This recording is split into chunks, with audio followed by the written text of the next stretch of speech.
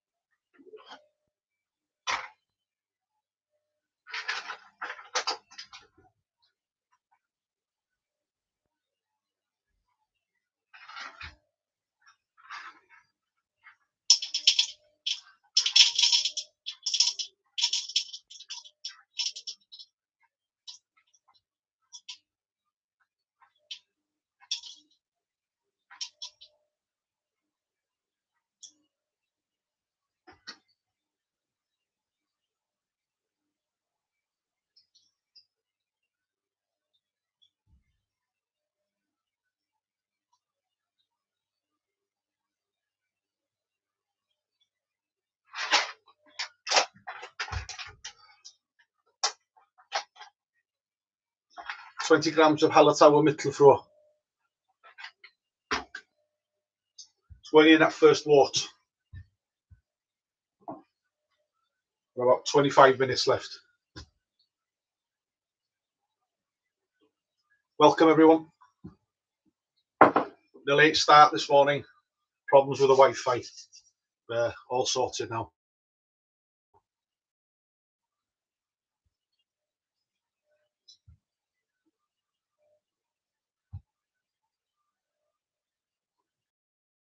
I get a beer on after.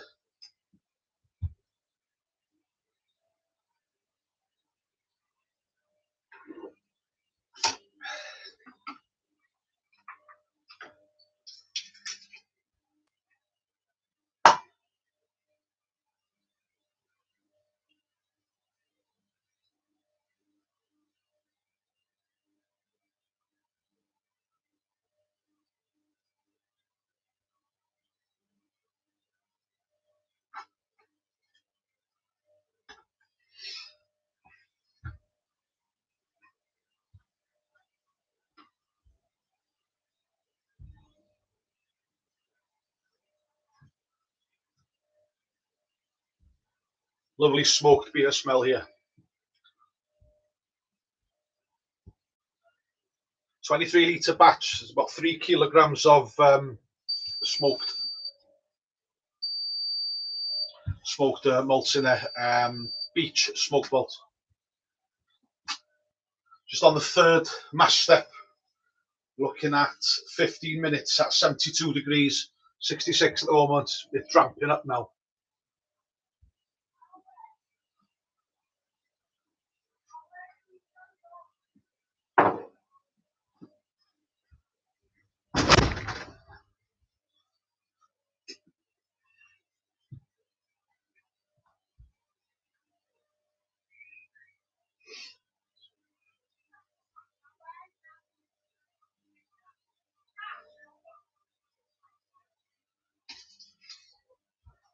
Couple of packs of Lallemand Diamond yeast.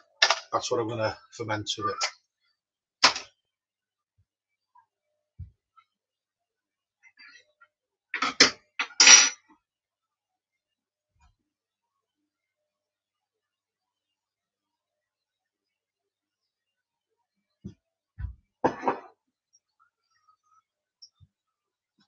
Got 4 watching at the moment.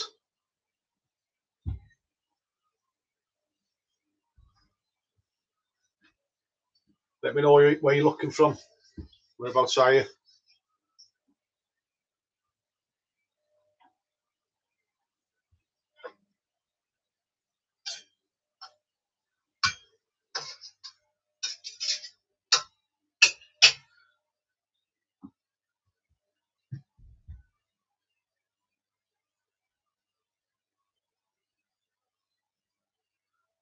Gam Dude Brewing, how are you, mate? You okay? I'm on a little island right on the top of Wales in the United Kingdom. It's a lovely day out there, but it's still cold though.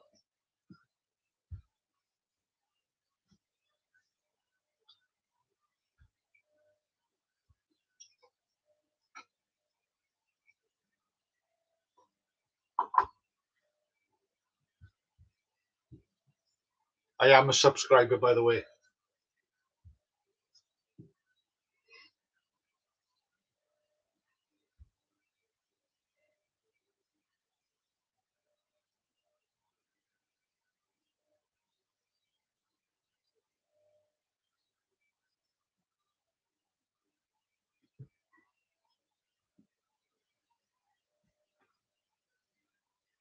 It's a Brew Tools B40 kit. I've had this about 5 years now. Never let me down. Fantastic piece of kit. Really, really impressed with it. I am looking towards getting a Brew Tools fermenter, the F40. Really expensive, so I'm saving up all my coins. Birthday's coming up in March, you never know.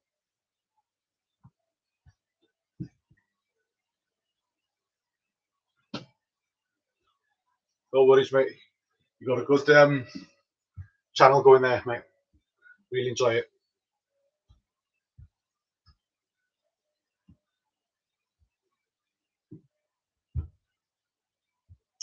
I always want to say damn good brewing, but English is my second language. So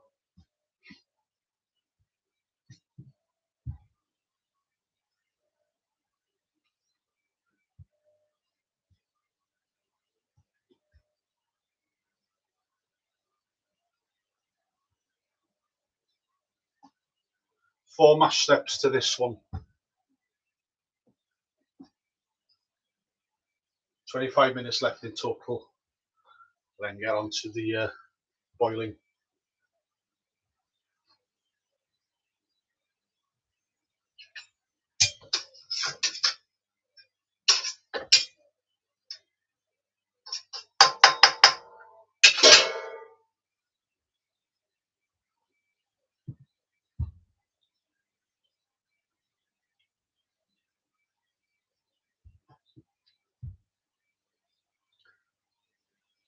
Hi Jason from Surrey. How are you? You okay? Yeah, this is a I'll tell you what, give me 2 minutes. Let me get the bottle for you. Hang on, back in 2 minutes.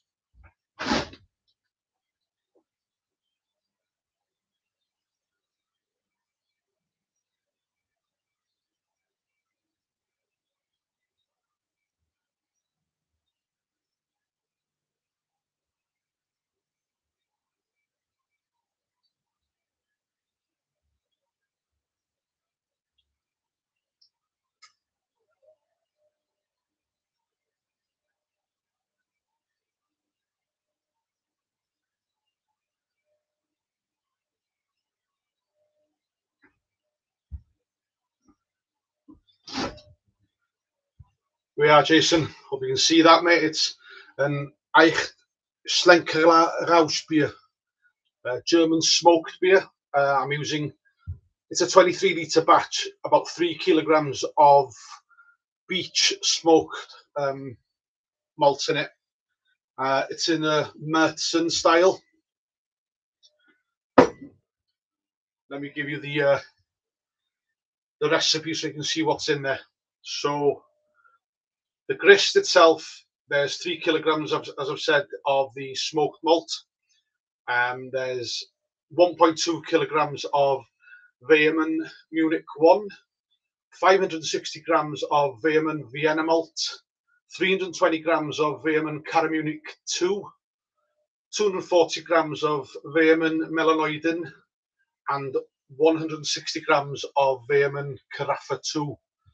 It is a dark beer. I'm not sure you can see that from up there. The hop additions are 20 grams of Hallertauer Mittelfrühe at first wort, 42 grams of Hallertauer Mittelfrühe at boil, 18 grams of Tettnang at 30-minute boil, and 12 grams of Hallertauer Mittelfrühe at 10-minute boil. So it's a smoked beer. I tried it about, I think it was about a year ago that I tried it, and it was absolutely lovely. When you first have a sip of it, I don't know if you tried it, it's very strange, but keep going, it's absolutely lovely. Real smoky smell here. Fantastic. I've looked into it a bit. There's a lot of people who tried it and not probably been a bit scared of putting too much smoked malts in there. But I put 3 kilograms in there, so it's quite a hefty grist for it in respect of the smoked malt. And I think it's going to be bob on. It smells quite nice. It's not overpowering. It's there. So yeah, I'm looking forward to it. Hope that gives you some insight as to what I'm trying to brew here today. Thanks for watching anyway. Cheers, mate.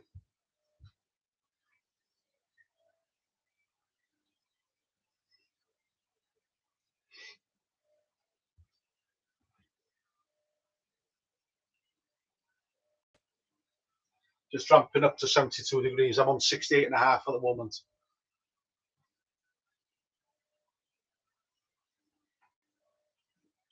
I don't know if any of you have used brew tools that I can program on Brewfather, and then it sends me a link that I can send to the Brewfather, to the Brew Tools machine, and it does everything automatically. I think the only downside of that is when it's ramping up temperature, it can take a bit longer than if you were doing it manually. I could put the elements on full blast to get it there quicker. Tends to be, it's on about halfway now. There's nothing I can do about it really, so but it just takes a bit of time. But it works well. I can walk away once I've set it up, and it's got maybe like an hour or so to go. I can walk away, go make myself a cup of tea or something, and I this morning had a breakfast. Don't have to worry about it. I'm so confident in it. It works a dream. The only time that probably I wouldn't leave it if I've got something like a NEPA going on, where there's loads and loads of malts in that grist, and it never had the stuck mash, thankfully. Filter bed is fantastic on as well, so but you never know with these things. Yeah, they stopped doing well. Yeah, they are stopping doing this one. There's a newer style coming out soon.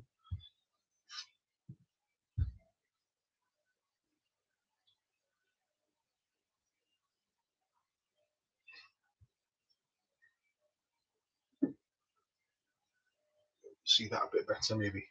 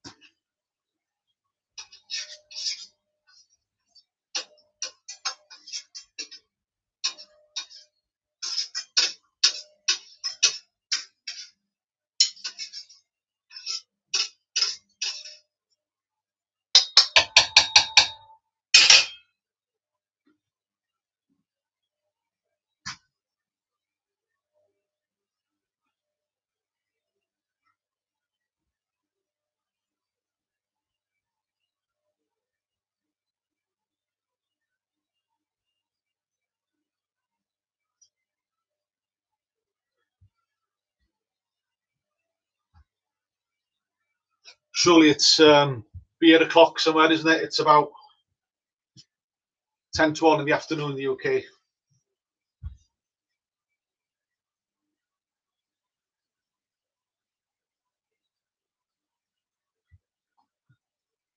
Yeah, it's great piece of kit. I watched the Portly Gentleman. I think he's California way. Big beard and him, big fella. I watched a lot of him when we first had it. He's taught me a lot of stuff, really, to be fair to him. But it's a great kit. 5 years warranty in it, I think, as well, when I first bought it. I think it's just past its 5 years. It's never let me down. Brilliant.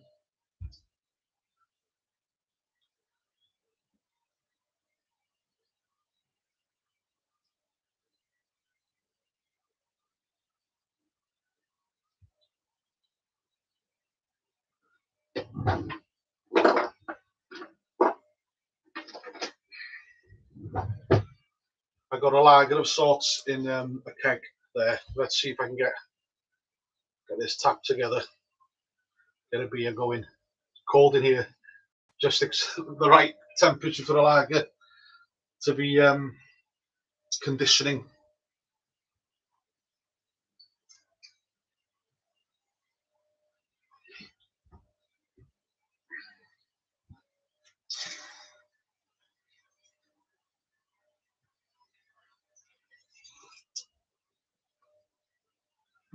Got this on Amazon.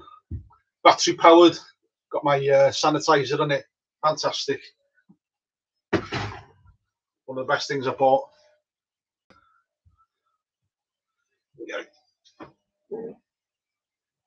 Glass from behind here. Steam it up a bit.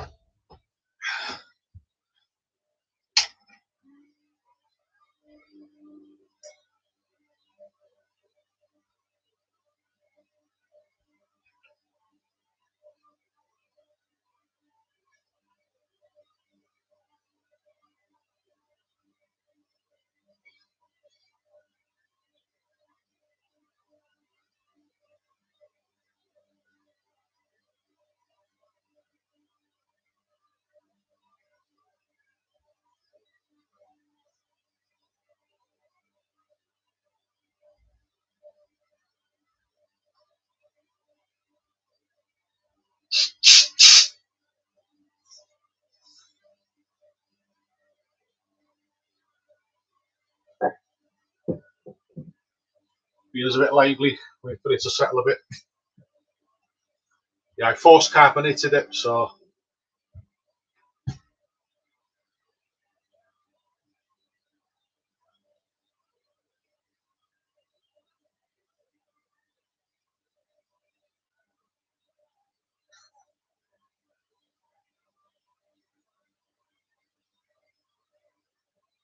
yeah, Jason, that's the beauty of being your own little home brewer here. You can try all sorts, give it a go. Um, Obviously, I live out on an island in the sticks. We don't have many tap rooms with different beers. We have a tap room here, but we tend to stick to IPAs, lagers, bitters, and what have you. But I don't think I've ever had a proper NEPA in the tap room either. So I've had to produce everything like that myself, and it's the only opportunity really. So it's great. Nearly 8 a.m. Camped with brewing. Well done, mate. Go for it.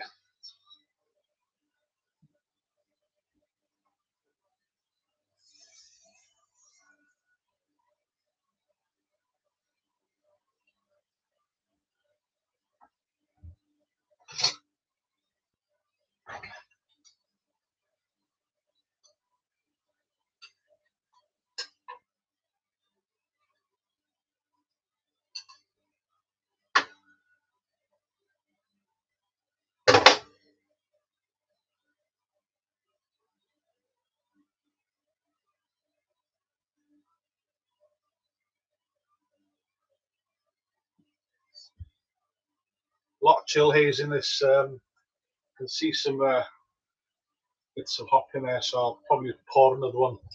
An aromatic German lager that I've done, and it's loads of hop, dry hopped it as well. And yeah, it's lovely, like grassy notes in it.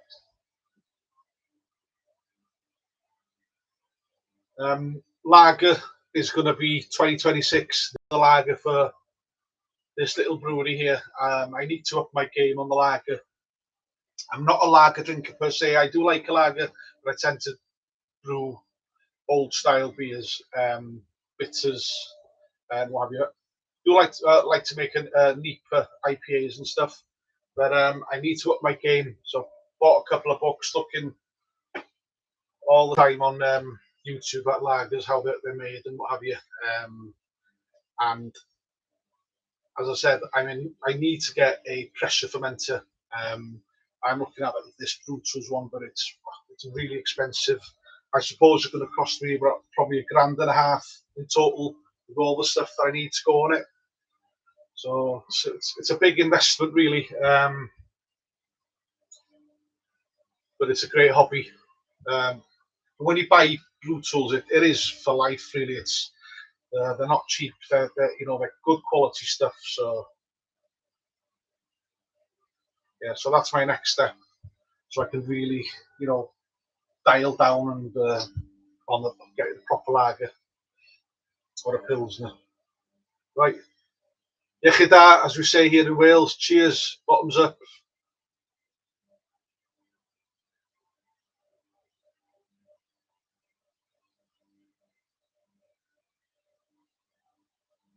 Yeah, very crispy.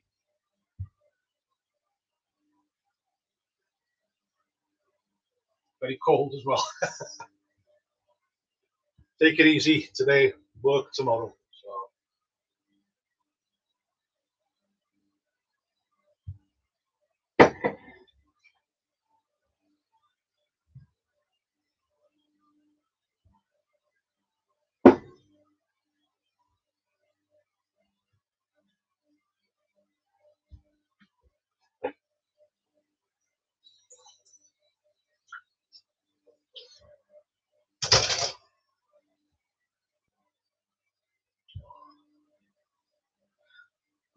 yeah, you really need to dive in. Get your nose in there to get the aroma of the smoky grains in there, so it's not overpowering.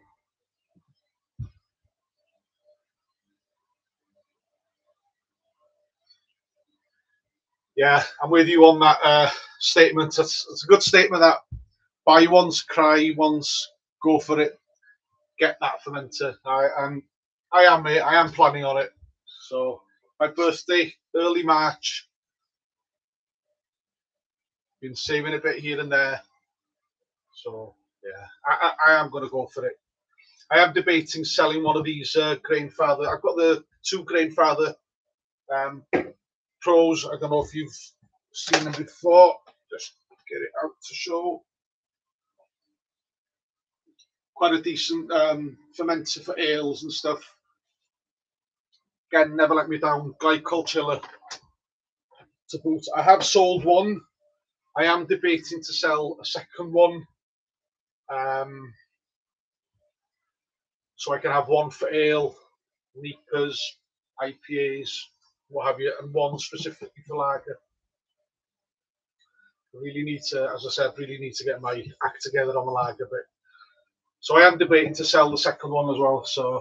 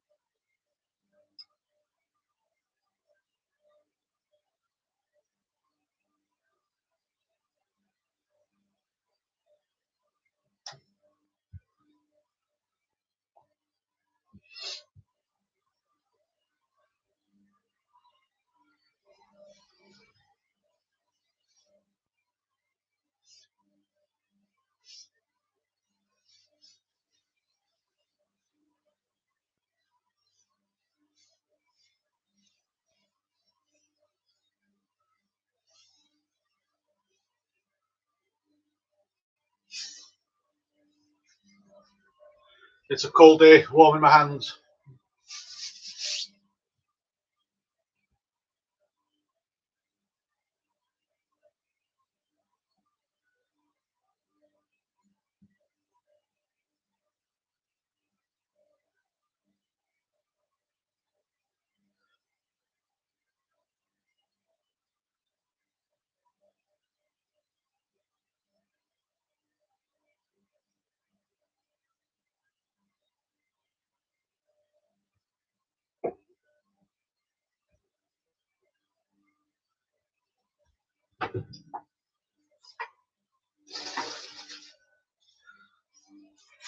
Got some of these over the Christmas period as presents. That's the top of the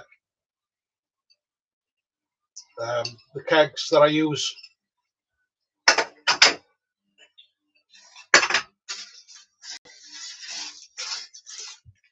These are the replacements. Got the hose and the float, and it takes the beer from the top of the keg. Tend to waste like a couple of pints of beer drawing out the first couple, as I said. Usually got some tube and some floating bits in there. So with this floating dip tube, takes the clear beer from the top, works its way down. So quite a good investment, really.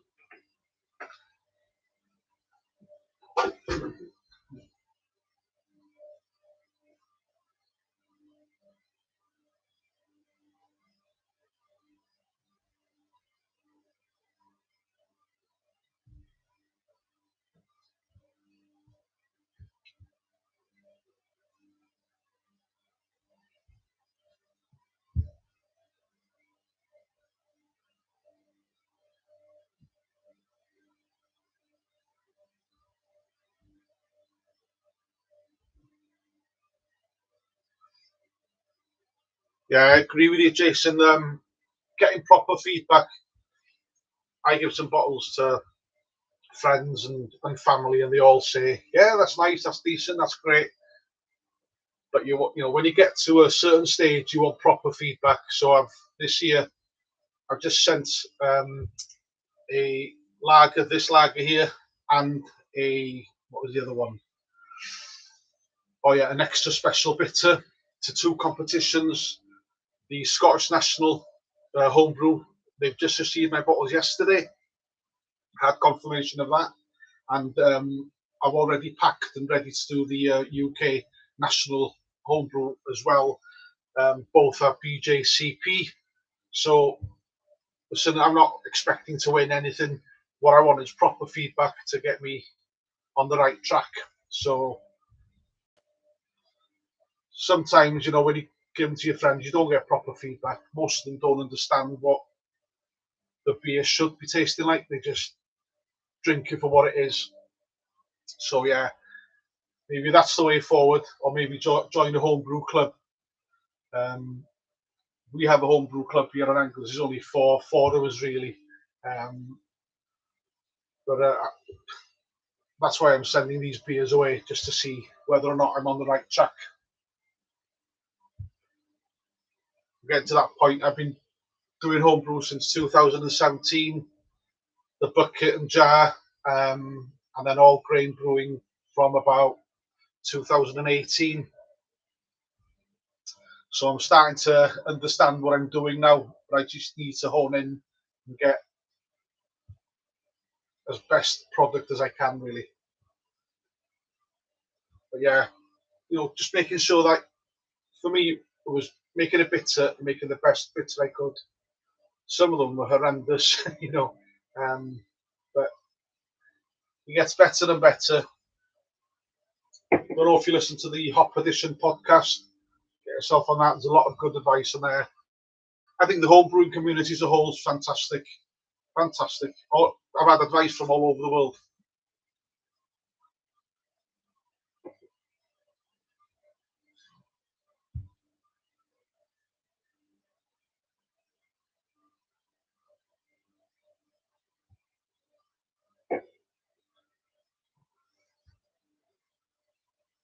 Yeah, you can follow me on my channel, Bragdybach Homebrew.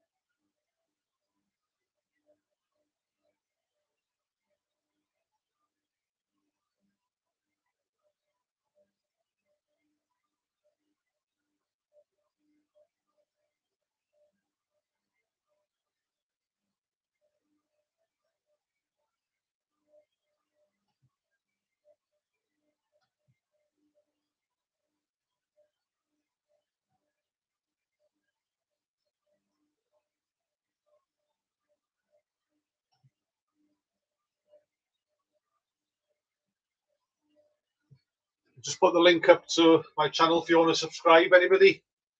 Much appreciated.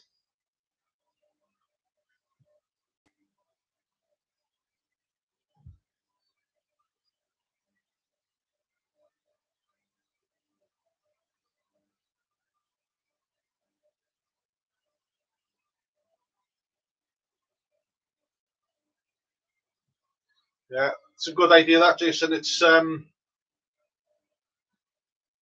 just getting honest feedback. That's what you want, isn't it? You know what I mean? I'd rather hear somebody say that's not nice, or it's not bitter enough, or it's too bitter. Just honesty. People seem to think that you're going to take offence to it. It's about the learning for me, getting it just right. I've got about 3 or 4 recipes, my go-to recipes, I can put on the bar in the house now, and I know everybody will drink them. But it's just this lager. This is where I want to get to this year, getting that properly done.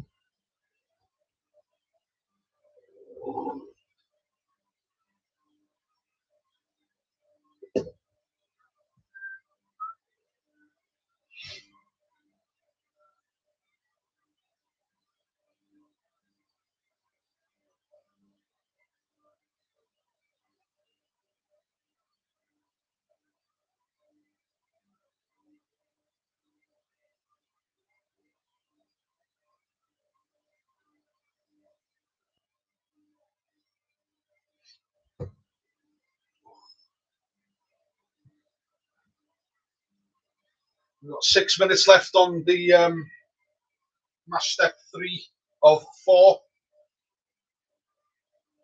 Currently running at 72.4 degrees for the 15 minutes.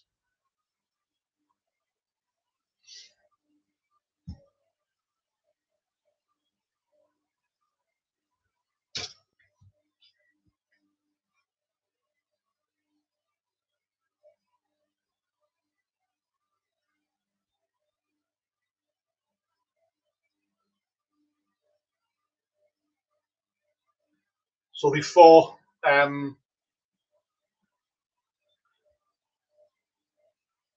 mash steps were protein rest at 52 degrees for 10 minutes, then moved on to the salification of 66 degrees at 60 minutes, and then I'm on this now, the maltose rest at 72 degrees for 15 minutes, and then I'll do a mash out for 10 minutes at 78 degrees, and then we'll do raise the basket, sparge with about just under 11 litres of water. It's got the salts and whatnot in there, the water treatment's already in.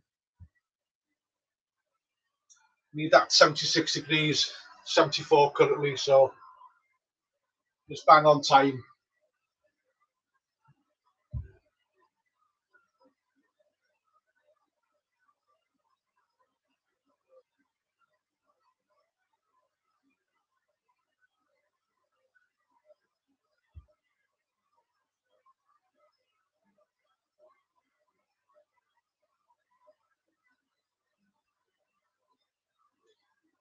Jason, I do it a couple of ways. So I just get a hose from the fermenter, I don't know what you've got as a fermenter, mate. Ooh. So we can see under here, not very clear probably for you. Let me see, get some light on that. Hang on. I don't know if you can see that. Let me see, get some light on here. Hang on.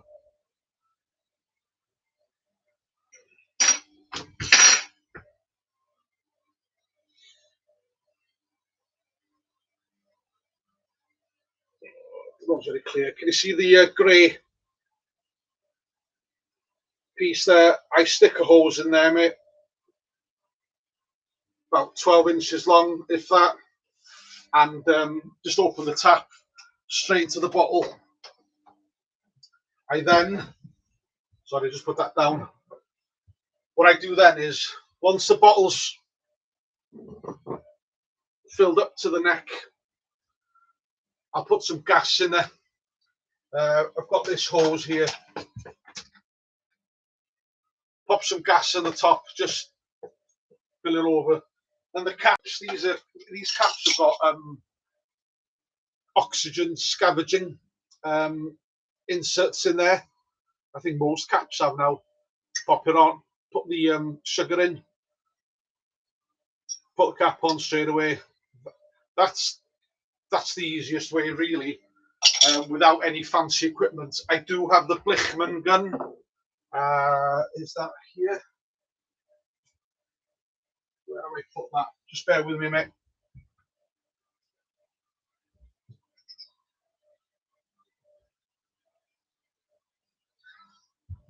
Where do I put that Blichmann gun?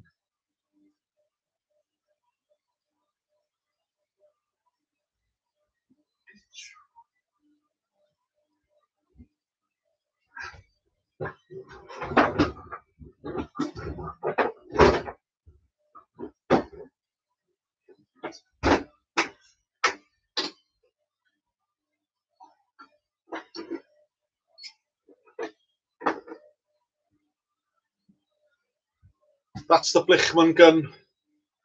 Beer goes in there. Sorry, beer goes in here, sorry. Gas. That goes inside the bottle. Inside the bottle. Press the gun, send some gas down there, and then press the beer. Fills up, expels the oxygen out of it. Pop it on. And then obviously the other way I can do is just transfer it straight from the keg, the corny keg. That's why I tend to keep, because I've got a bar in the house. It's just much simpler for me. If you're interested in buying, that can go very cheap, mate. I don't know, they're about £100 plus, but listen, we can talk. I'll sell it very cheap for you, and it'll go towards my fermenter. Comes in a case as well.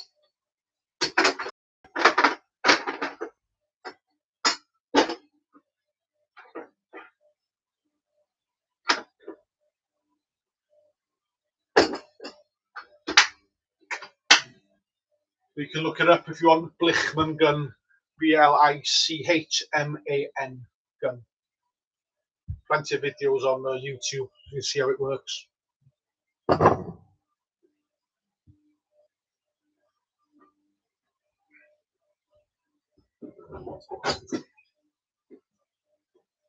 are all sorts of different ways to put it in. The eye tap, that's quite an expensive one as well, isn't it? That bleep, 10 minutes, so it'll ramp up to 78 degrees now.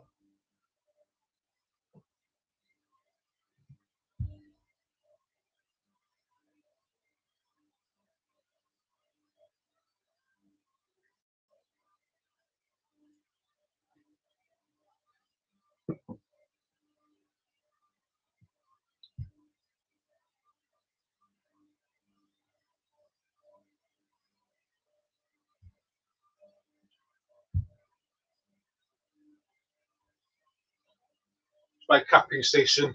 I only do bottles for competitions, really. Do have some swing top bottles as well, and get them back off your mates. like the Grolsch type.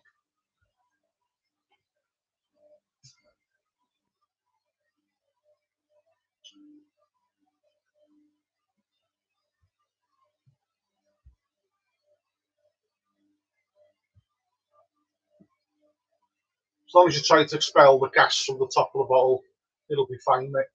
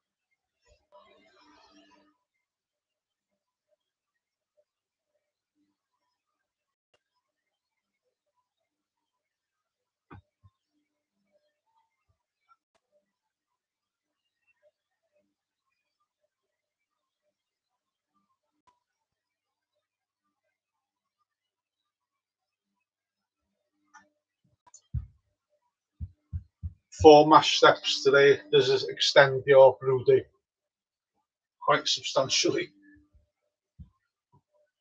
Do have a 20-minute hop stand as well.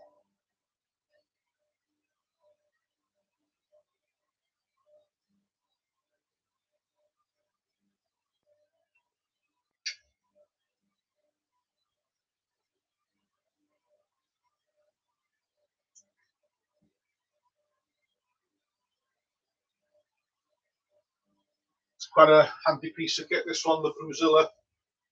Digi-boil, a couple of elements, one at 1900 watts and the other one at 500.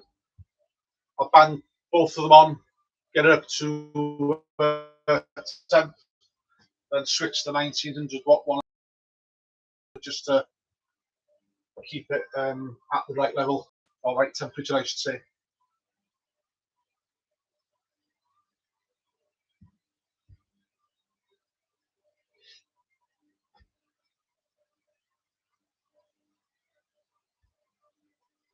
pH was bob on this today, didn't have to adjust anything. I think the brew is quite good when you're doing your water treatments. It does bring it up to the right levels. I've only had to adjust it, I don't know, 2 or 3 times. Put some acid in just to help it along the way.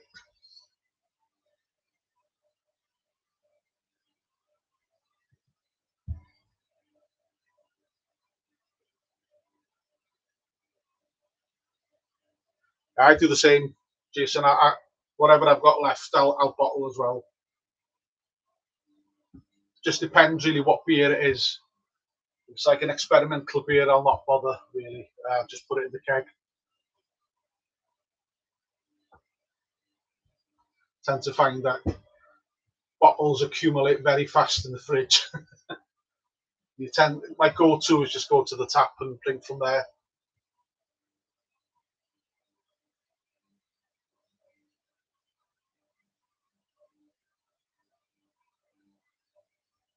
I'll be honest, most of the lads I go out with just Guinness, or they'll go on the Madri and Carling and stuff. And Guinness, I don't mind, obviously.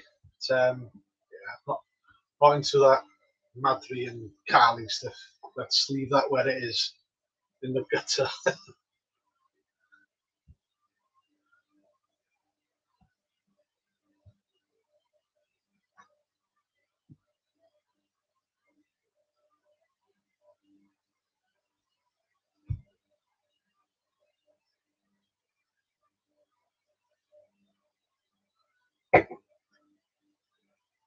Anyone going to BRX this year in Liverpool?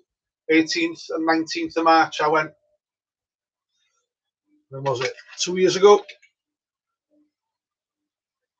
Yeah, this year. Quite a good day out, really, even for home brewers. A lot of it's for the commercial, but nevertheless, they're trying to incorporate home brewing more and more into it now, because we're a substantial part of their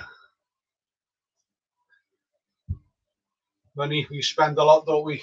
Too much, probably.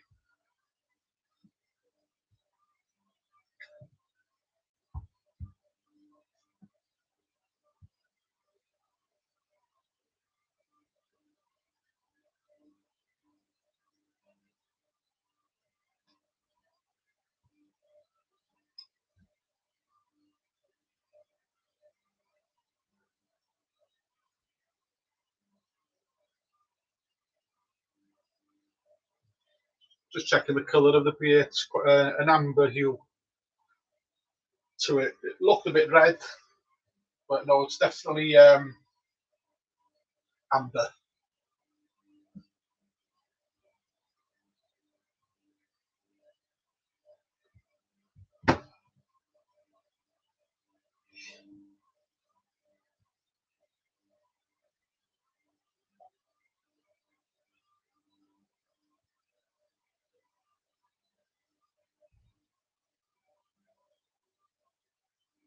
Must admit, I'm very, very pleased with the aroma that I'm getting from in there. Really does remind me of the genuine article.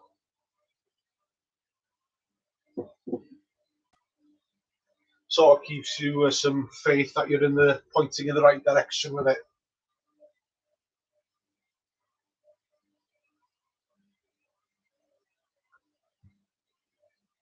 Must admit, I use a lot of Chat GPT to help me and assist me with getting recipes. It's fantastic, I think, anyway, just to hone in on things, especially when you haven't got that yeast, and say what else you can use instead of it, and see if you've got that in stock.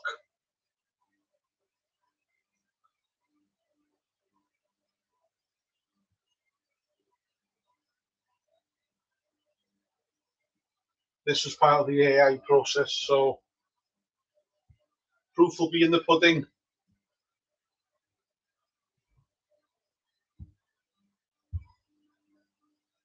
It's like having a pro brewer with you, really, when you're thinking up ideas. Or I always ask you to be critical, not to be friendly. Tend to agree with everything you say if you don't actually tell the AI program to be critical. Best that way, I find.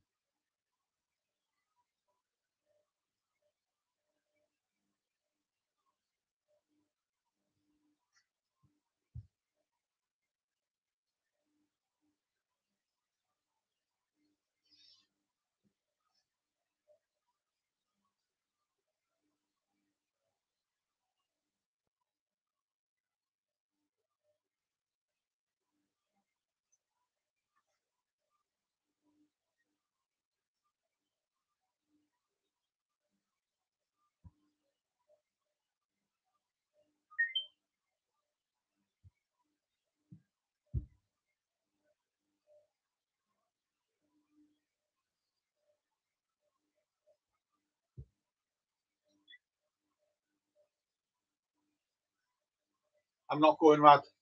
I need to do a bit for my YouTube channel as well, so bear with me.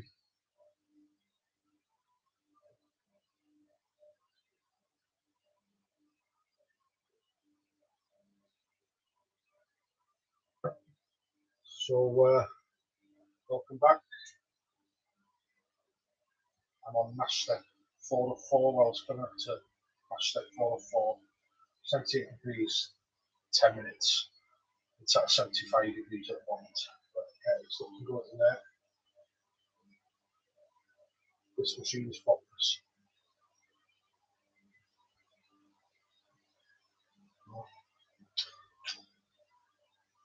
The aroma is fantastic.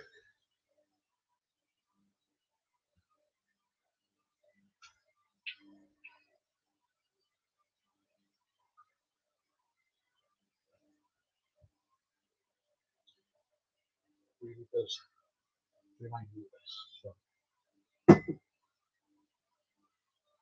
well, live as well.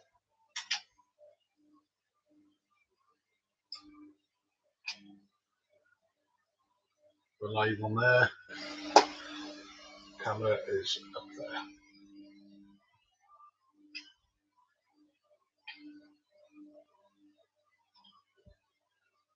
Come back in a bit.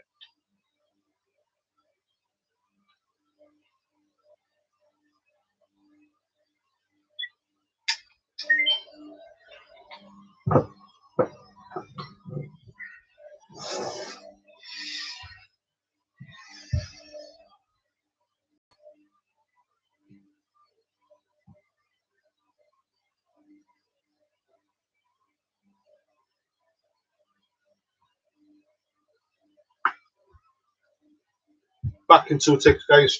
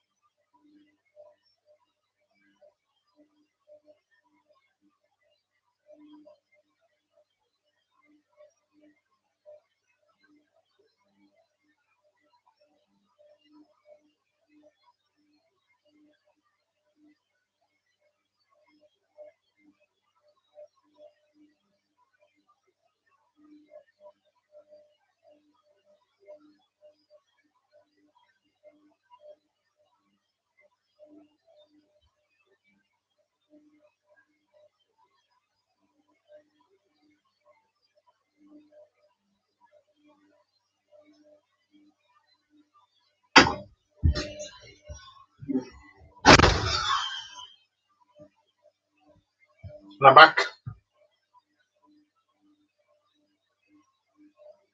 As I said, lagers this here, guys. So this is an Augustina top end lager. Give that a go. Quite a hefty one at 5.6. The weekend in it. Just the one. Get the glass down.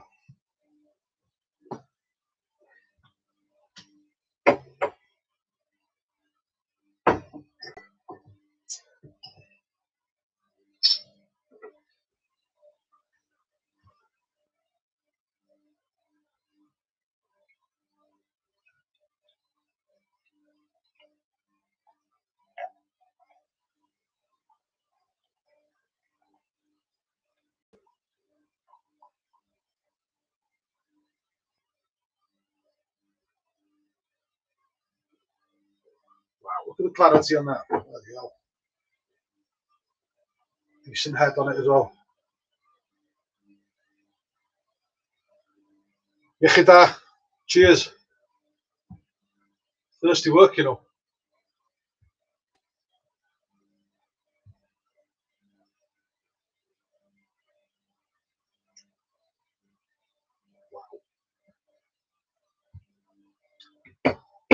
Wow.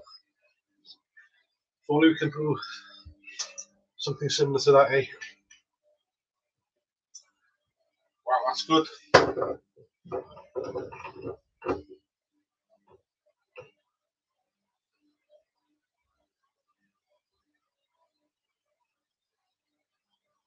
Augustina Brouwmunsen, 1328.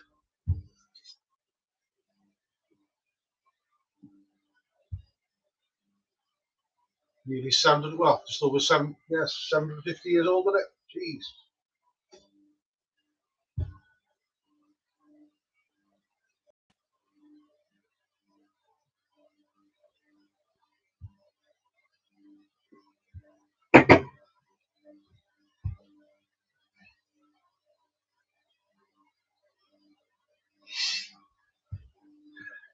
One of the best things, put this crane in.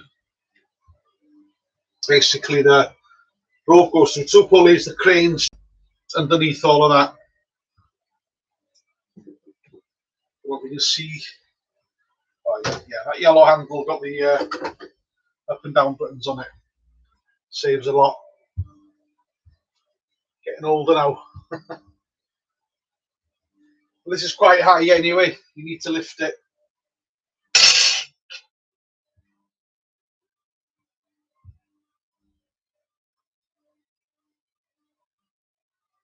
Wow, that's brilliant.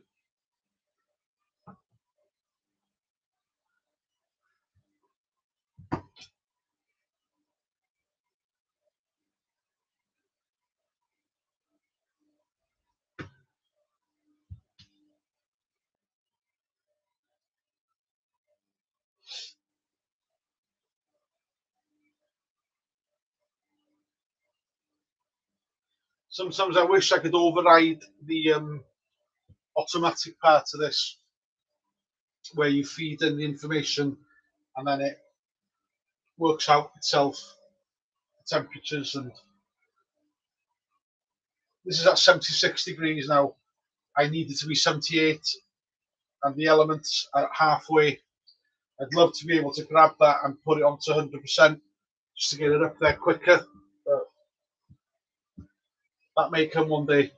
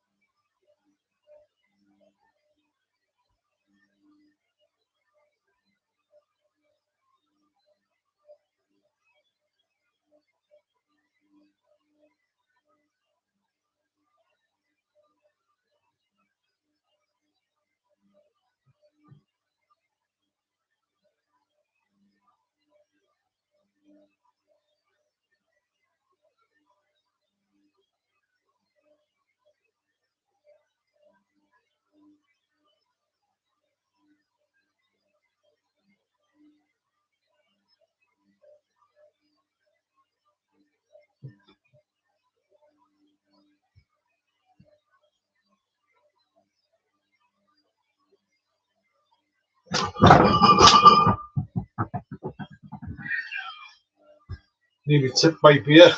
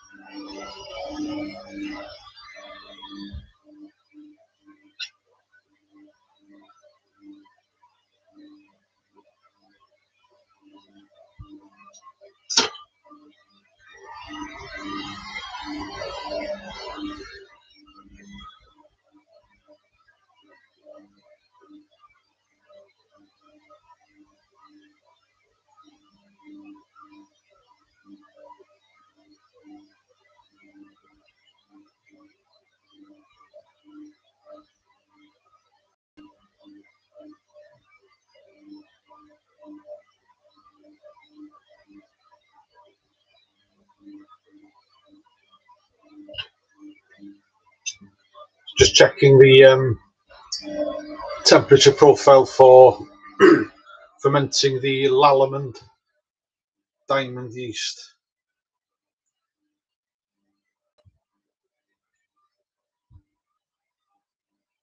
Says 10 to 15 degrees. Probably put mine at about 11.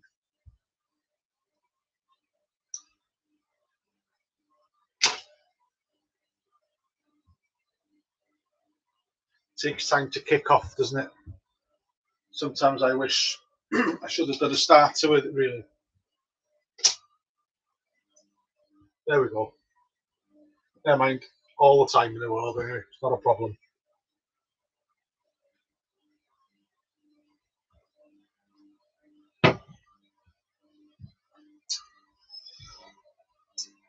That's 78.1 degrees.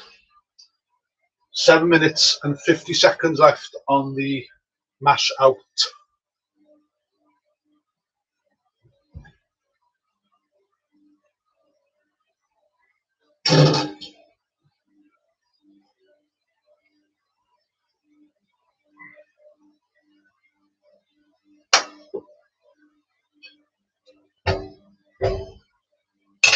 Nice smoky aroma coming off them.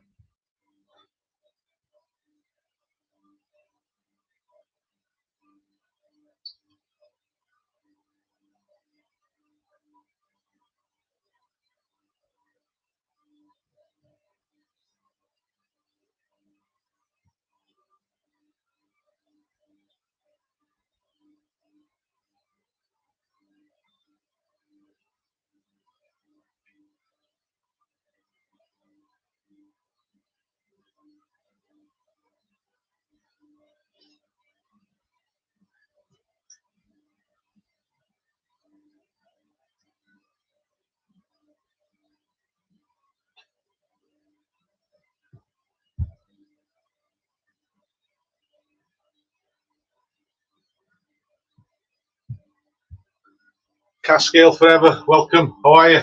You okay? I'm up on Anglesey in North Wales, that island right at the top.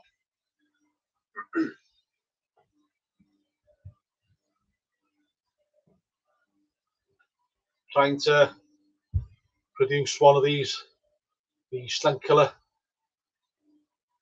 Rauchbier, whilst drinking an Augustina lager. Very nice too.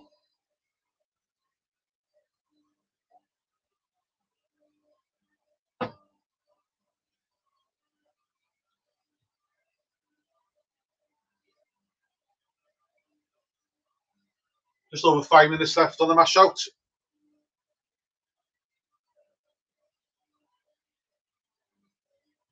Hoist the grains out and sparge.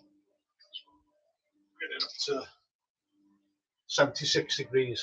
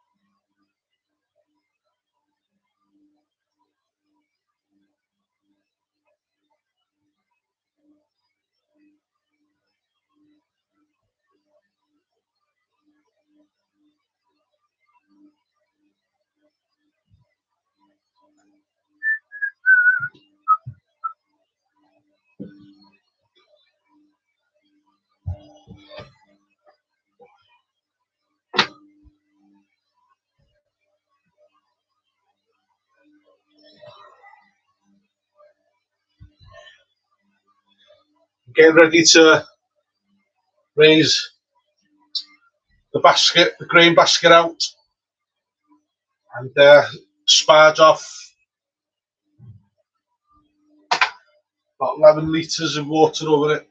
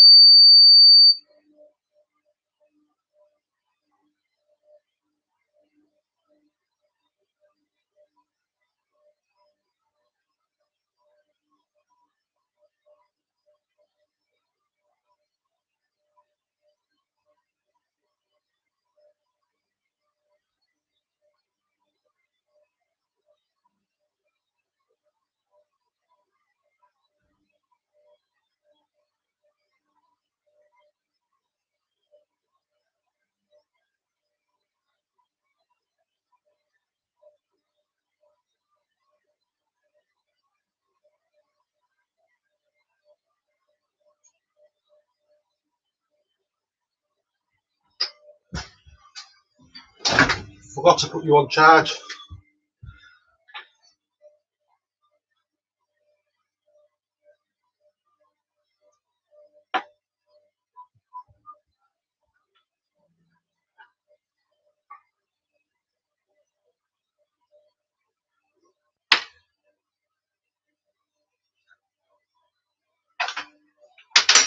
Need to get another plug. I've got to lift this now anyway. So let's get the basket up.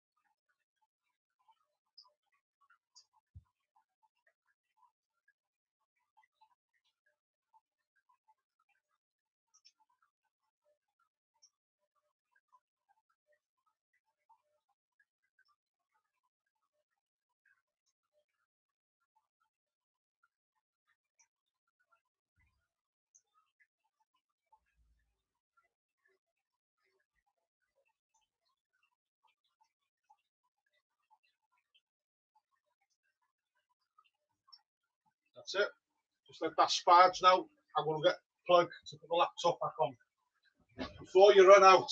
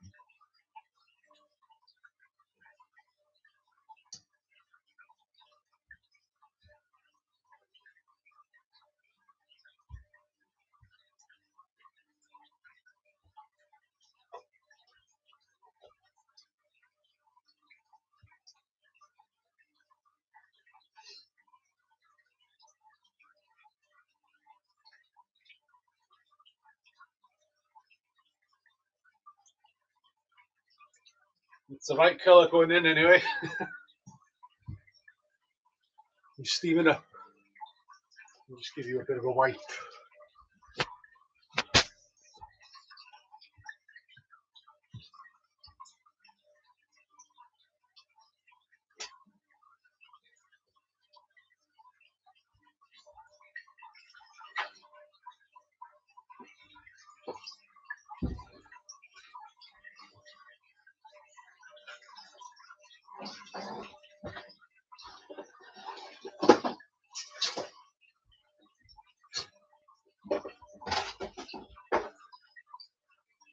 Get the bucket ready.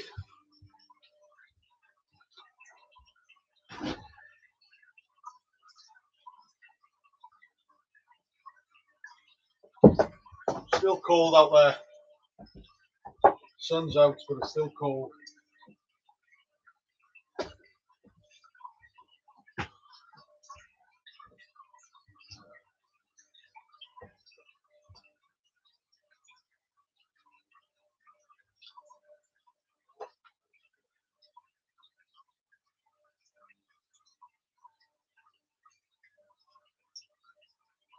Amazon.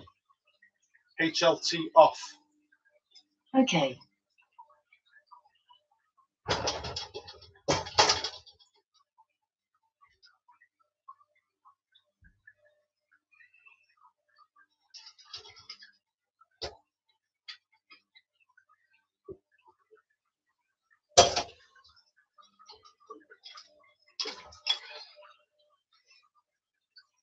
I've got a couple of litres of dead space in the bottom of this, so I have to sort of empty it with a jug.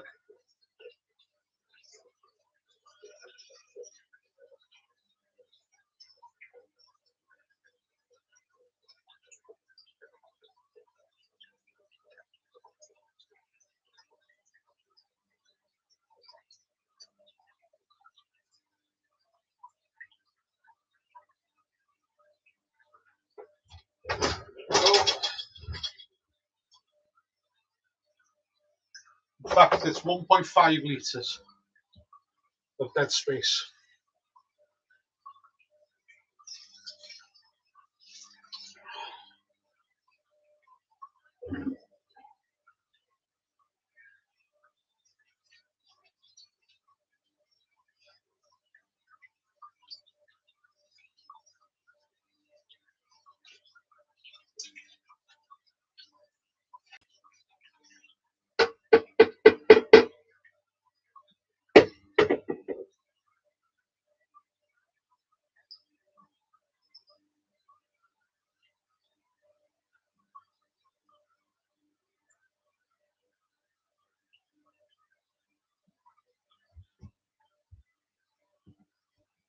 It's all going great.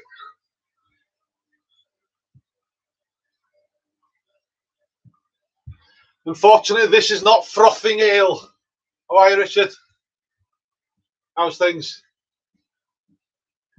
I've started to watch your Asahi rice lager, but I can't watch it on here whilst YouTube's on here, so on the live. But I will watch it later on. Glad to see that you're going to the Beer X, mate. Are you going for both days or just the one? Not sure which day I'm going to go yet. Probably the first one.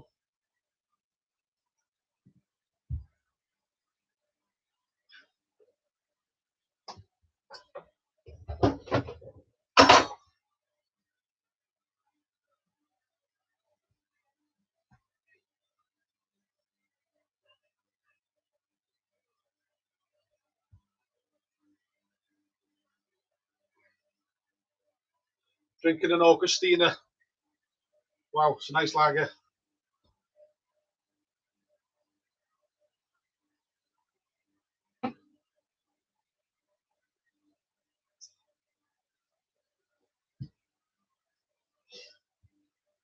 Good stuff. Hope I can see you there, mate.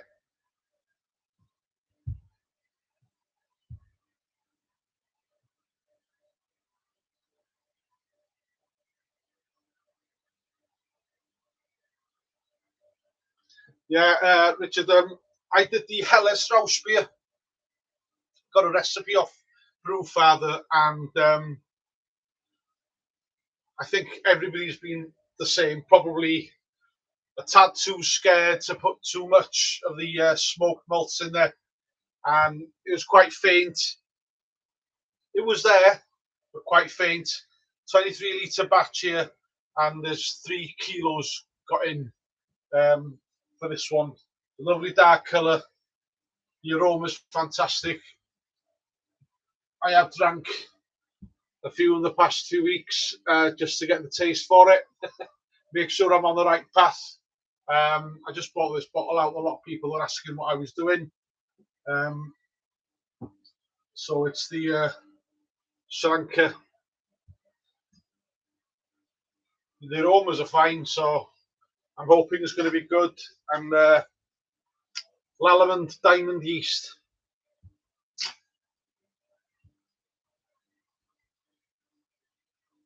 Just let that drain away now.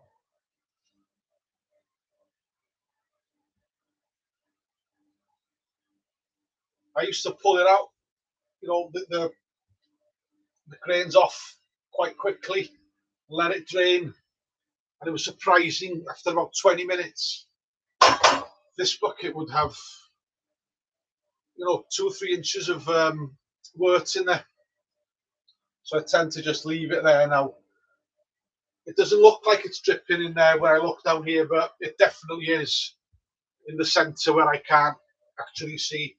So we'll just let it go.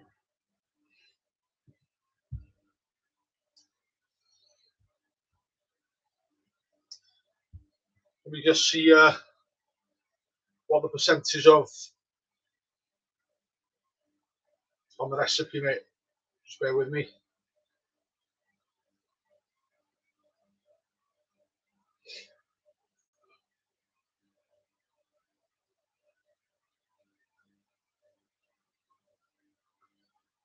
Just bear with me, mate. I'll get on here.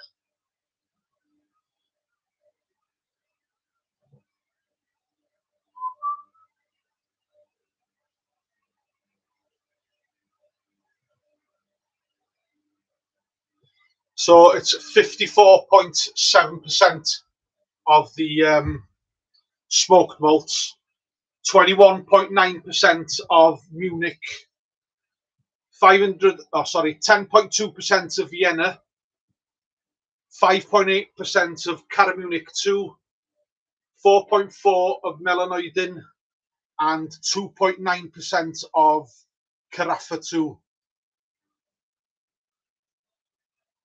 20 grams of Hallertauer Mittelfruhe at first wort will go in now.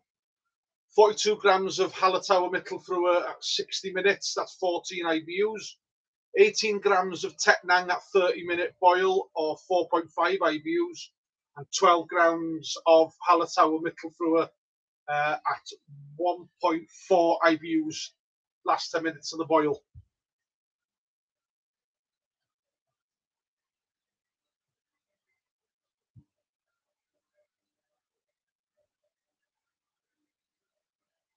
Yeah, it is beech smoked, and it actually does smell exactly like the bottle, to be fair. That's what I've gone for.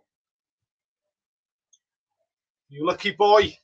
You've been out there, have you? Got a couple of dogs. We're just one left. Really committed. Haven't been away for 10 years, believe it or not. But not that I wanted to pass away or anything like that. But when she's quite old now, and will be let go. And these are the places that I want to be start to go in on holiday when I get a chance, mate. And sample them direct.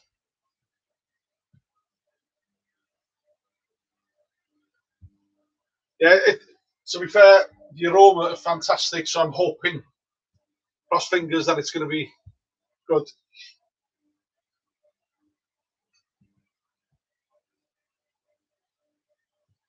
Mr. Bees, how are you doing, mate? You all right?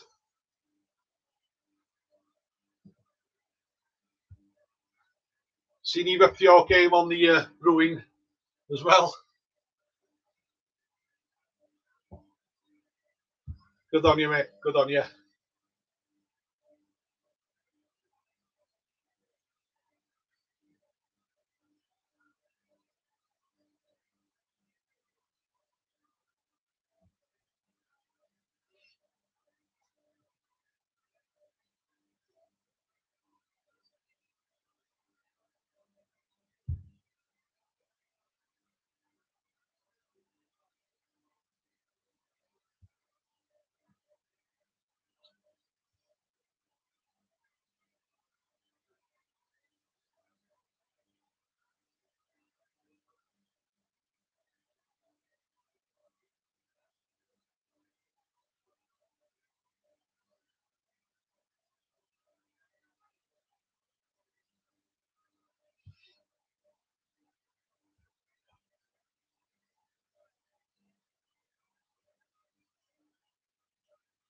That is quite sweet and very, very sticky.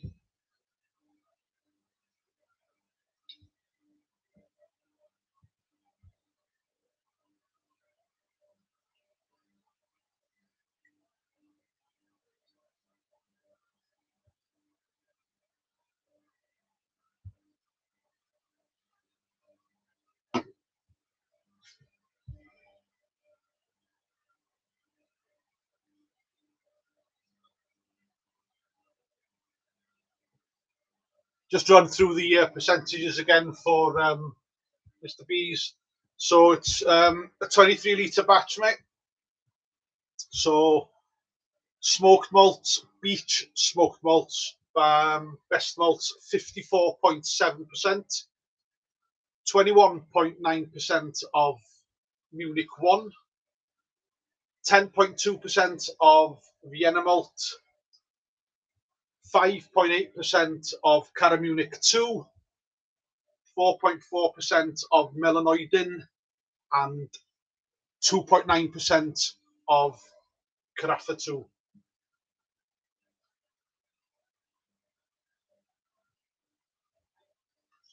Going for the Lallemand Diamond Lager. Quite like this yeast, to be fair.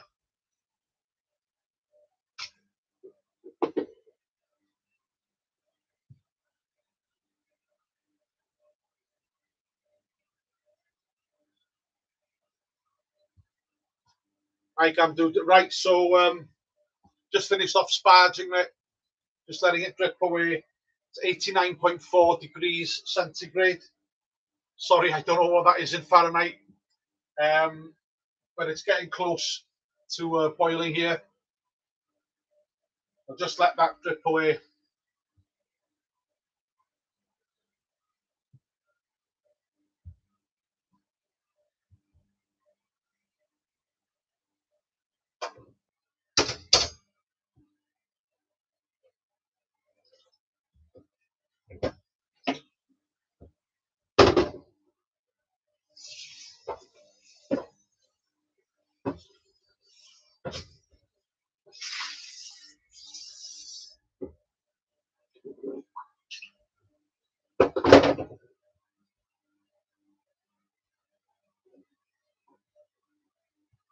If only I had smell-o-vision.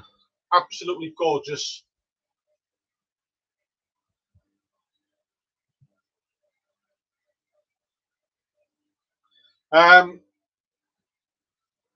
This will go to keg. Probably anything that I've got left, I'll put into bottle. This is a condition. I don't know if you can just see this. This is my conditioning room. I've got a Maxi 210.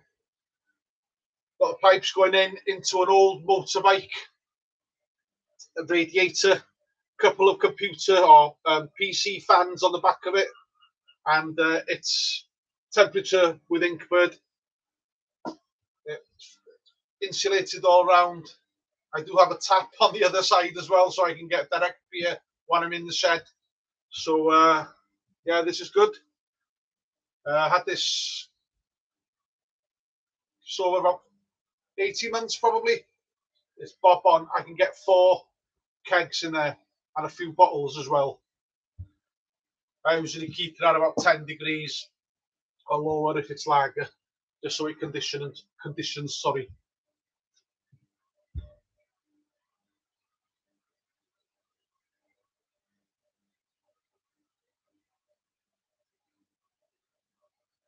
Hi Brett, how you doing, mate?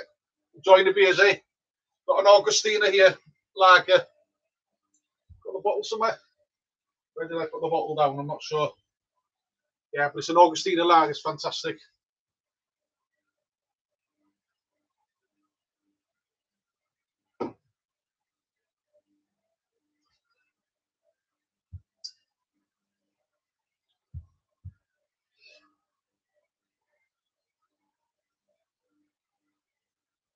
I'm not sure how many people would be interested, but yesterday I spent some time to create a Facebook group, the Homebrewers Arms.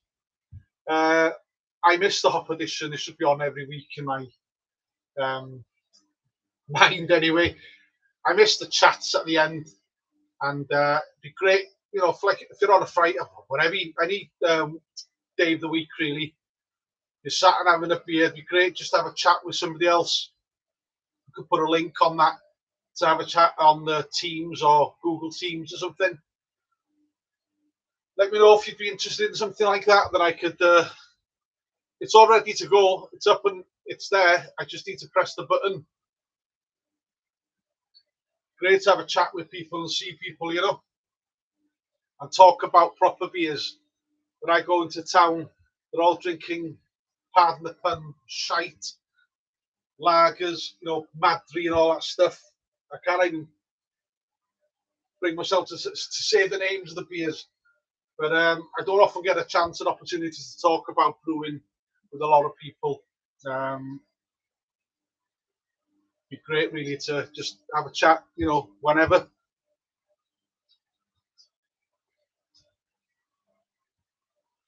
The Homebrewers Arms. I'm not letting it go yet, mate, but I can just press enter on Facebook. It'd be great.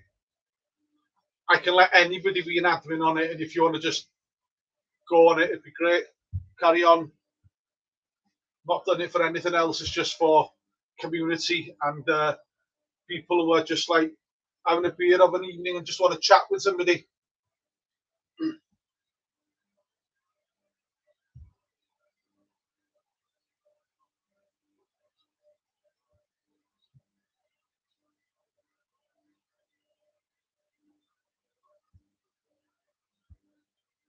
Yeah, Brett, something like, yeah, absolutely. However we work it out, it's great sometimes. You know, everybody can make a Friday night, not everybody can make a Saturday night. You know, people work different hours, different days. Maybe somebody wants a pint on a Wednesday, that's their weekend, you don't know.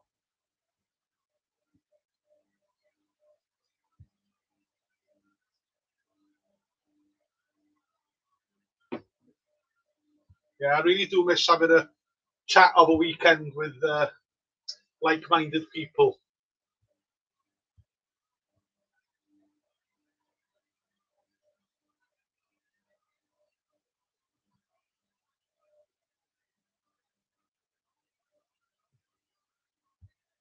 Yeah, that's my thought. Brett. I don't know how I could keep it open all the time, but you know, I could just invite people and they can just utilize it.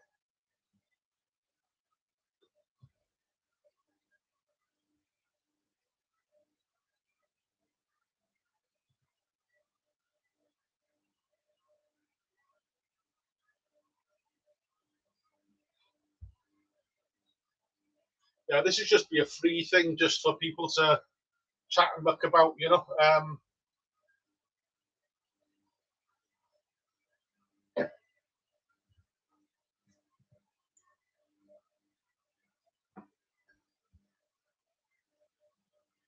Right, gonna lift this out now and put the lid on, get it up to temp. You can all have a laugh if I mess it up.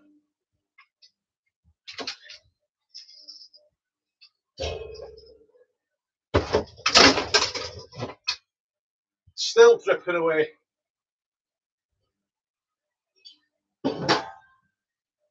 89.6 degrees.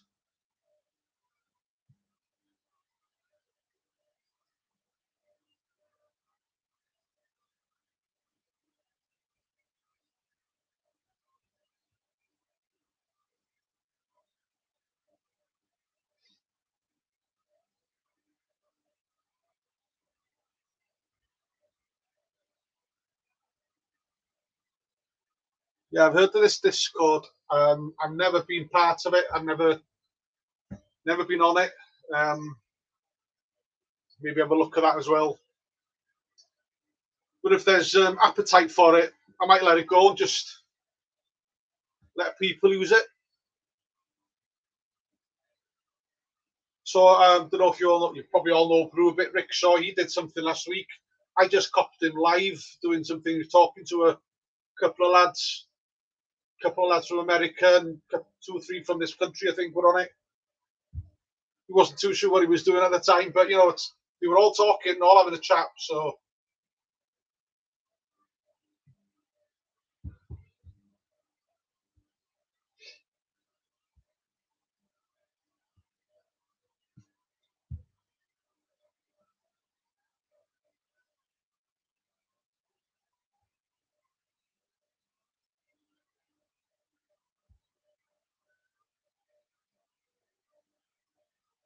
no, I'm not, mate. I'm not Brett. So I'll have to join.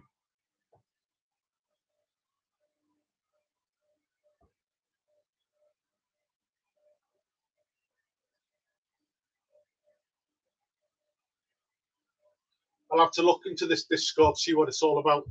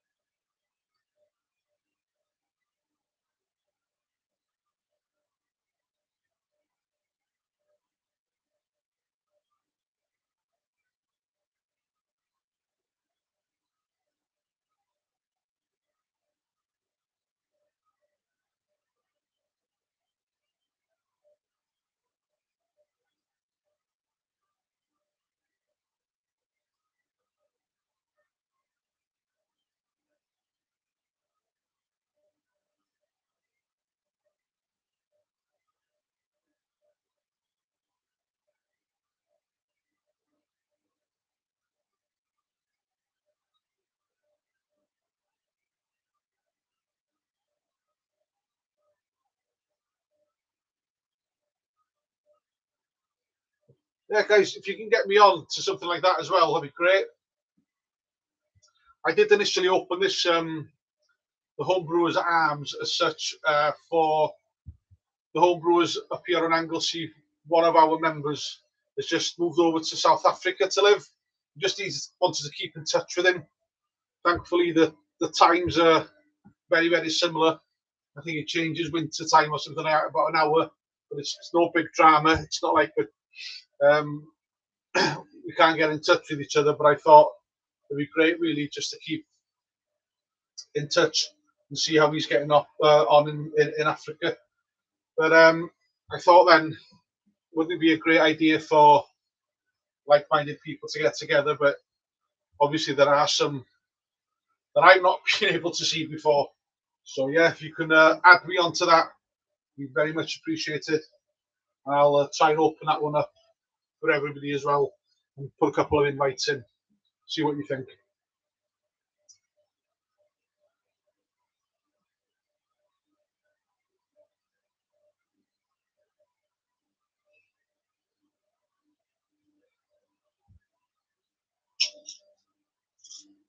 I've got 20 grams of Hallertauer Mittelfurt going in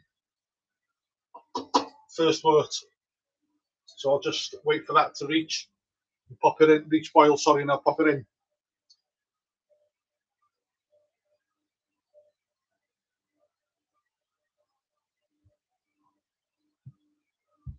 StreamYard, yeah, I'll have a look to see what StreamYard is. It's not something that I've heard of before. You're absolutely right, Gam Dude. Definitely need to stick together.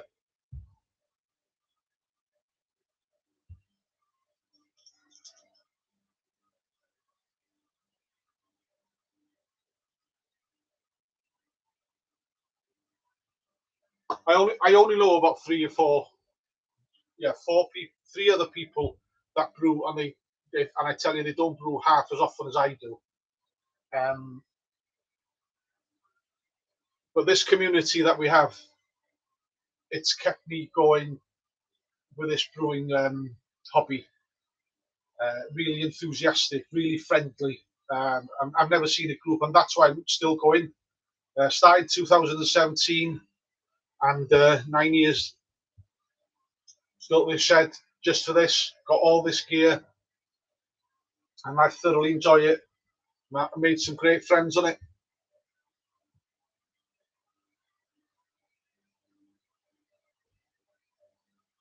Right, take it easy, mate. Speak to you soon.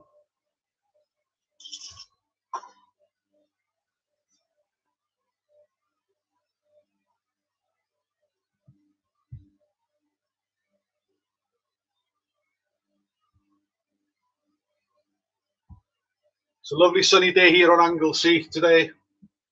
Bit cold, but blue skies, sun's out.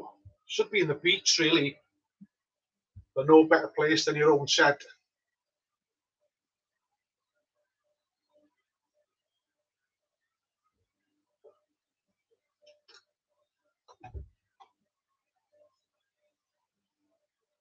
Got a bloody hot tub there, go in that as well.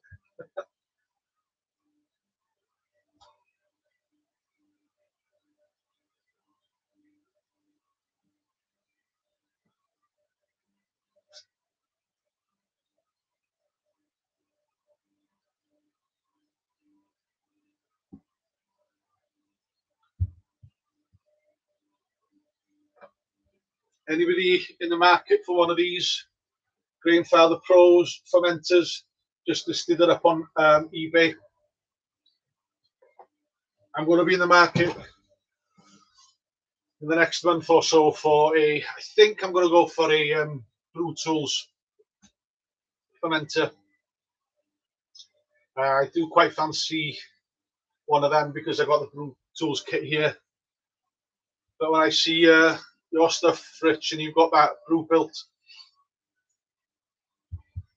looks amazing, mate.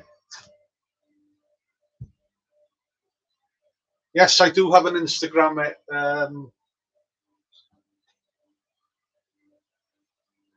Let me see what it's called. Let's see if I can share it with you on this, mate. Hang on.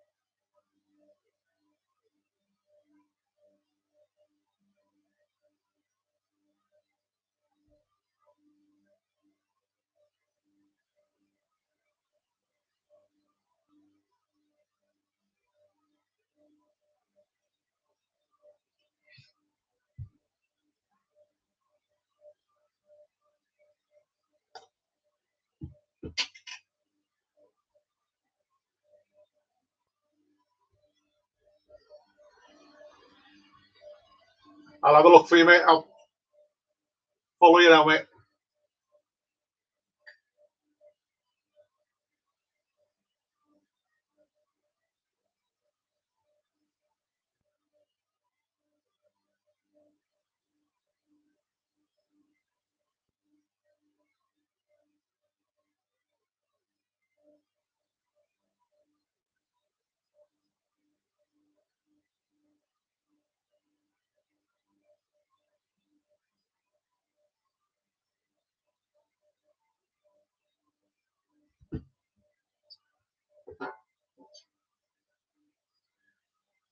Now we're on the boil, guys.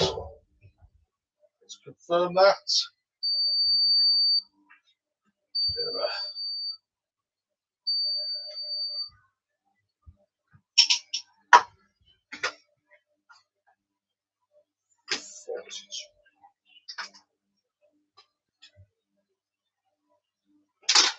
some hops weighed out. Oh.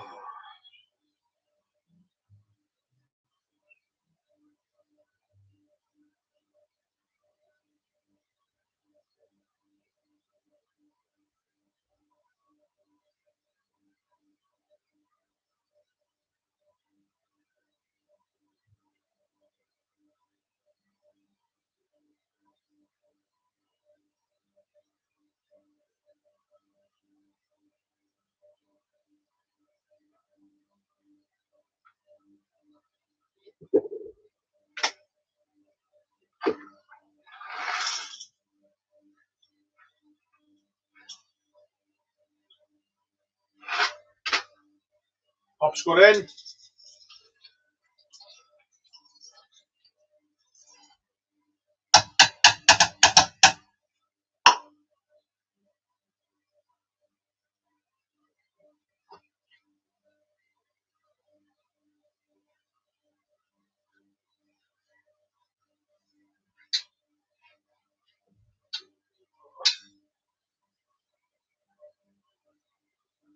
Didn't have my eye on the ball there.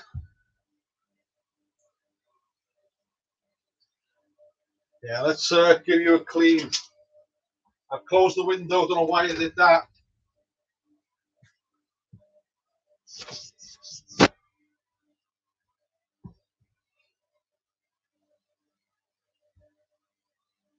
This little fan here will get rid of it. It's only a small fan, but it's brilliant.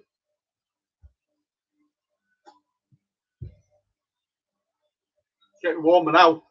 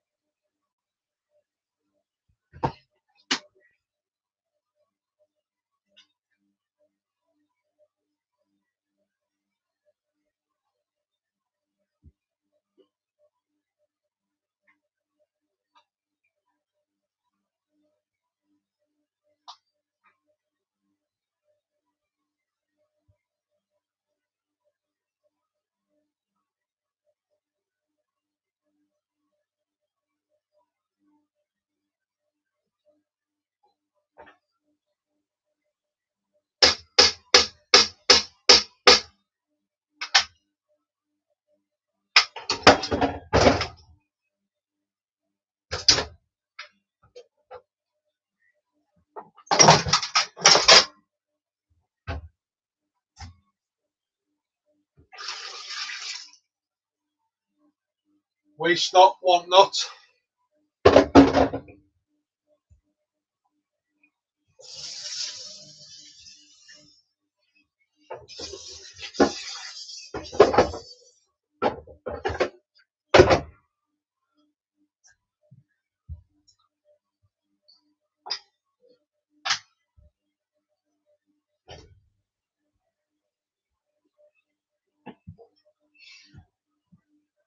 I'm very lucky.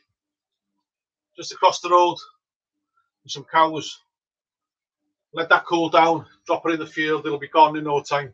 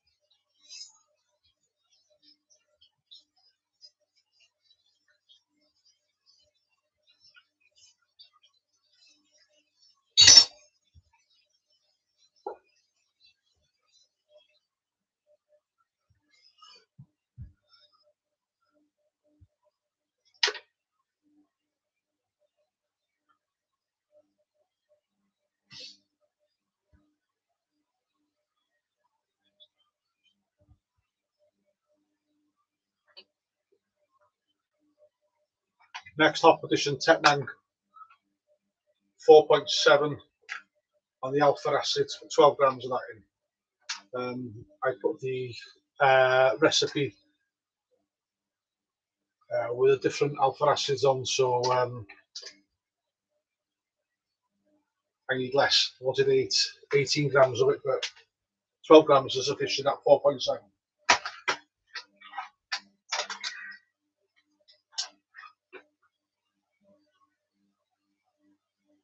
"21 minutes to go until that.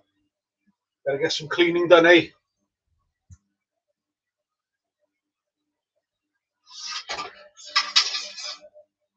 This is pretty sticky.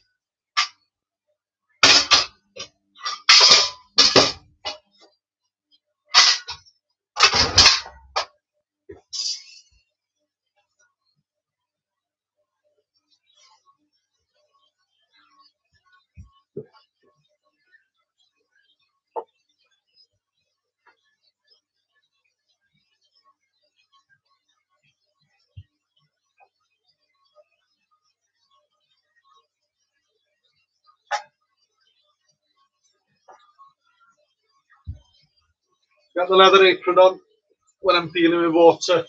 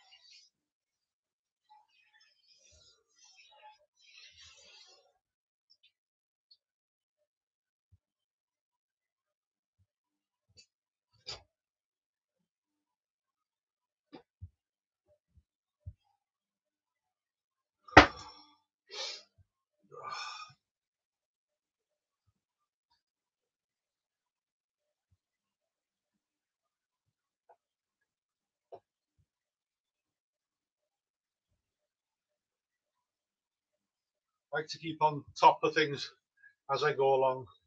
Still a bit steamy here, isn't it?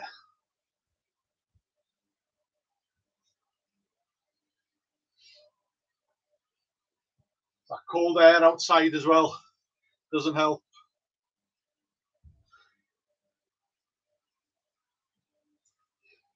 I have got the steam hat and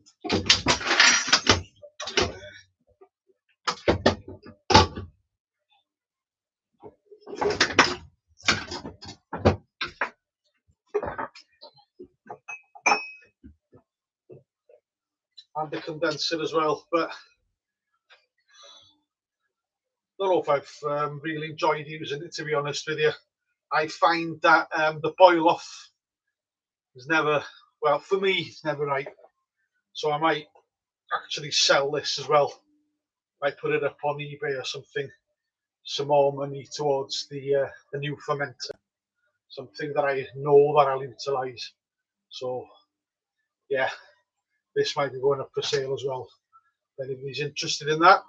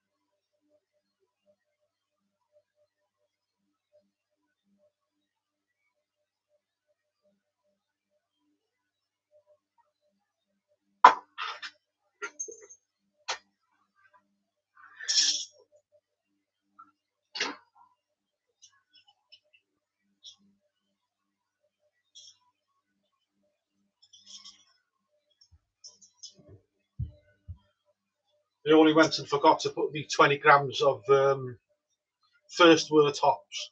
I've just looked into it now. Just says just add it in anyway at the beginning of the boil. So I might as well just put them in now.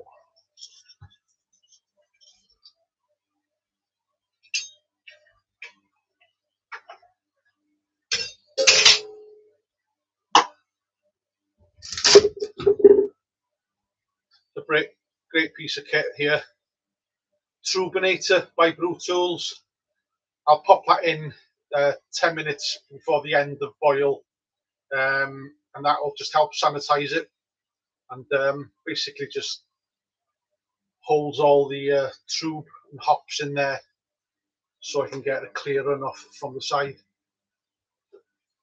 That's the plan anyway.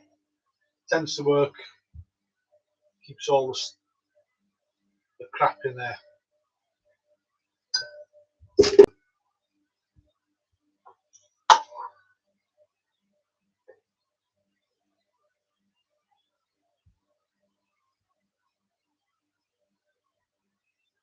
Not as smoky as it was when the grains were in, obviously, but you can still smell it there.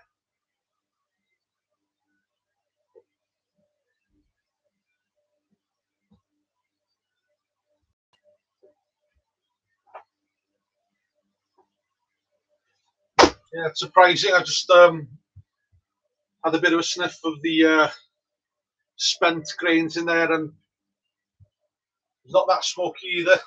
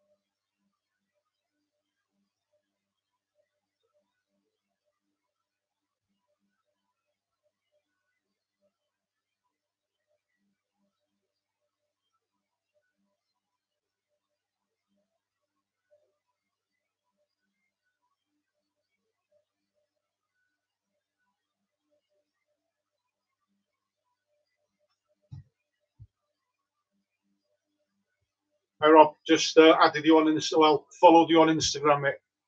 Cheers. Thanks for that.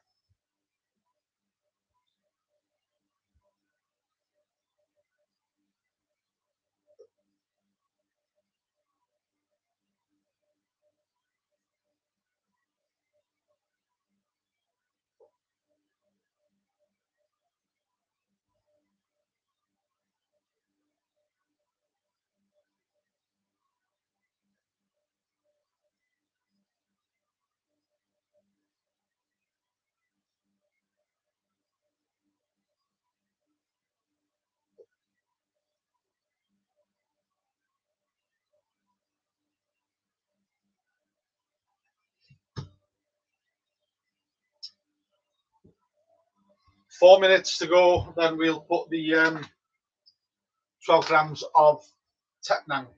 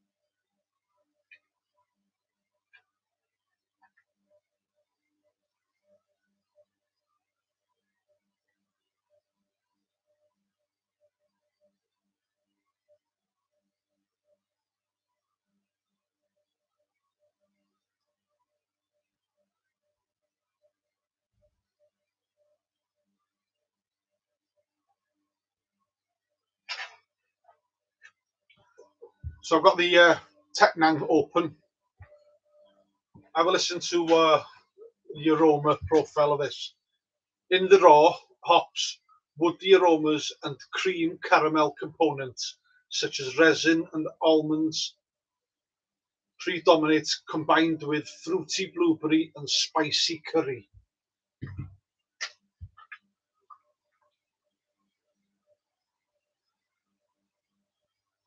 Nope, I can't get it. Does anybody ever get them?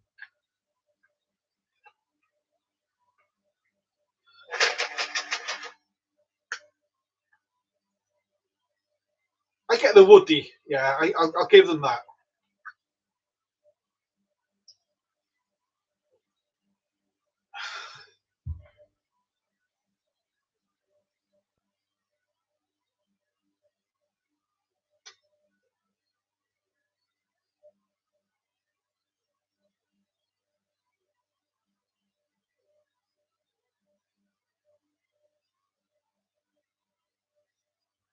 Gas scale forever, I'm with you on that, mate. Okay, I'll give Citra its due, yeah, I can get that. But that's, you know, pretty much a one-off, isn't it? I just don't, I don't know.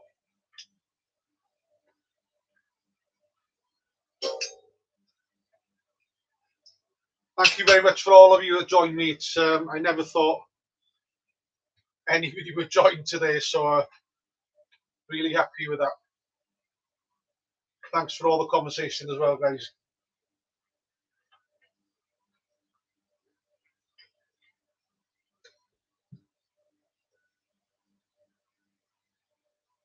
Yeah, I agree with you. You know, there are some hops which are a bit different. You actually get something from them, don't you? These noble hops, not as much. East Kent Golding's the same for me. Although I love the hops, you know what I mean, when they're there. But I try to sniff out the characteristics that they give, and I'm thinking, bloody hell, I just don't get it. 34 seconds and counting.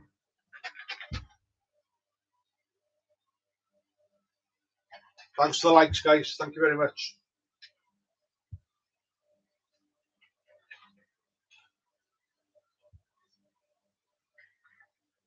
I think the sight glass is showing a bit darker than it was. Really lovely amber hue to that. Here we go. Technan.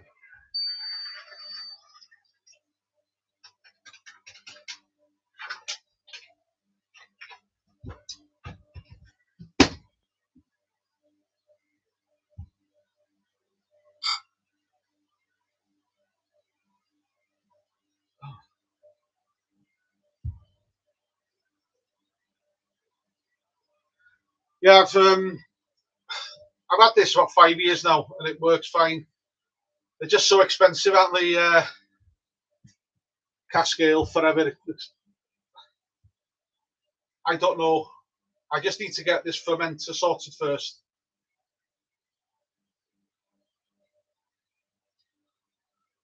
Who knows, in the future I probably will do. But it's just a great, if it works, why change it, you know? Really does work for me, unless there's something all singing, all dancing about it. But I produce some decent beers out of this. I can't see me changing just for the want of it.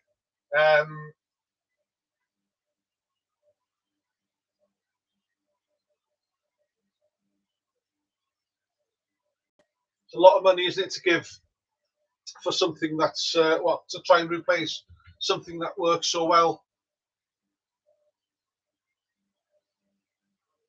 I really only brew for myself, and a few friends and family.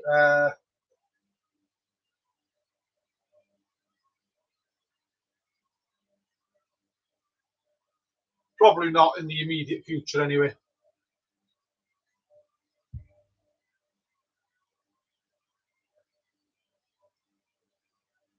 Now, I was thinking of the B80 to make like a double batch, really, just put different yeasts in it. But as I said, just because it's just me and my own little bar here, this is sufficient, mate, to be honest. I only do 23 litre batches. I could bump it up a bit more.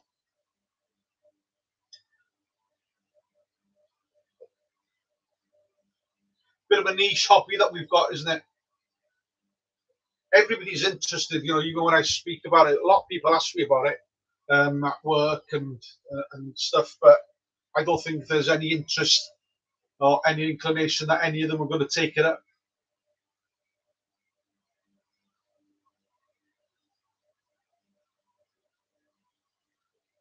It's not that I'd be lost without it, but it's just I'm really, really invested in it. I read a lot. I YouTube too much, really, constantly on it. Listen to podcasts. When I travel around with work, I usually have a podcast on rather than the radio. Listen to, just try to learn constantly, try to teach myself something. How much of it gets in there, I don't know.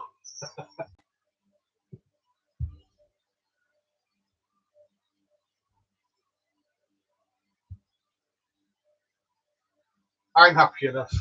That's all I want. I think people are happy for you as well. If you tend to stick to a hobby, like people who go fishing and stuff like that, they just love it and go constantly.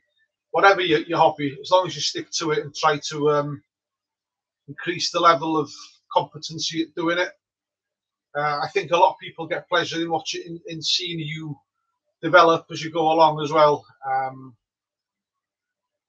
And that's why I think it's important that we all stick together. I can't have these conversations with my friends, work colleagues and work friends and family. They just don't know the ins and outs of it, do they? It's not like it's a national sport where you can talk about football, rugby, basketball, baseball, whatever you are in the world, whatever your game is. It's such a niche thing. So thank you to everybody really that keeps in touch with me and put stuff on YouTube so I can watch.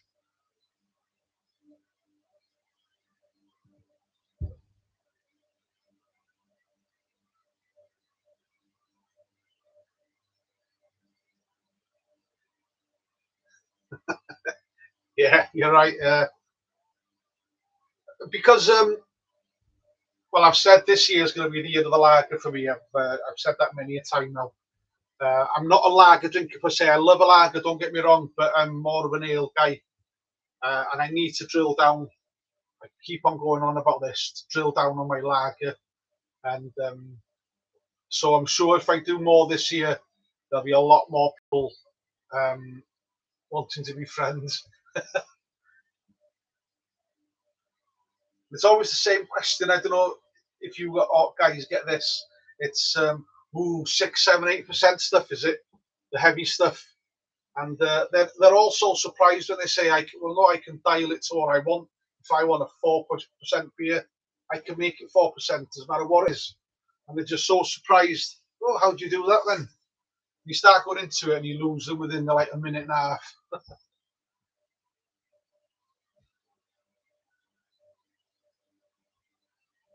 I'm sure they're not gammed. I'm sure they're quite jealous, mate. That's what it is. Wish they'd know as much as you do about it. And it's quite organic, isn't it? The stuff that we put in here, we know what goes in. When I think about stuff that have been sold in the pubs, these Madri and whatever, just wonder what's in them. I've got water, barley, hops. That's it.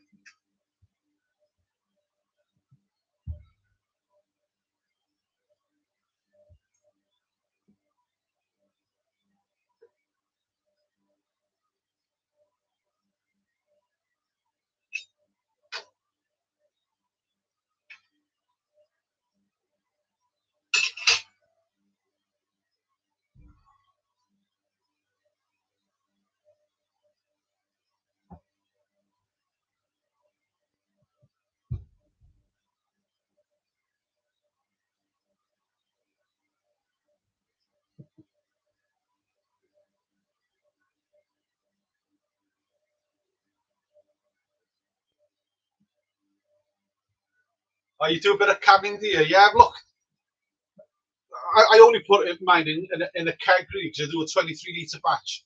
Fills a 90 litre keg, and sometimes I bottle stuff. But I've looked at those canning machines. Really, really impressive. This is all the room that I've got. There's a bit of a section here that keeps all my tools and stuff like that. So I can't keep filling stuff. So possibly that's why I'm going to sell one of these. I've got another one just here, which I utilise more than this one. So hopefully I'm getting the brew tools fermenter here. And it would be great to get a canning machine if I could.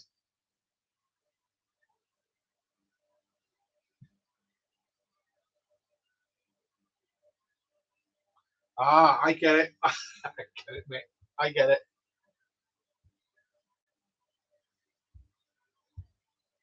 Whereabouts are you, mate? Whereabouts Cascale forever? Whereabouts are you? You in this country, or I take it you are with Cascale?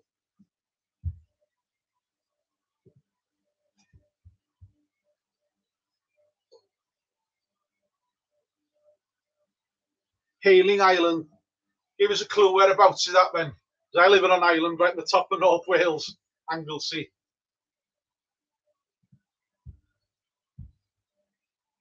I could look it up, couldn't I? Really?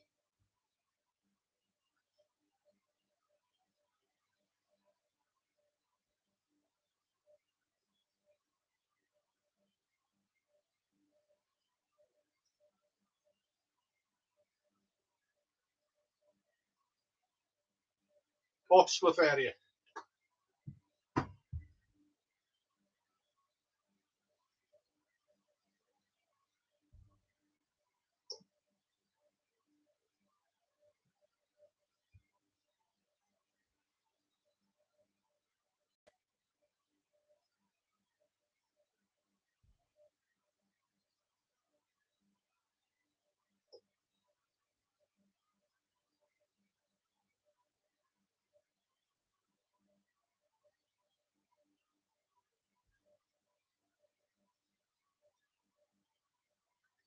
Looks a beautiful place, mate.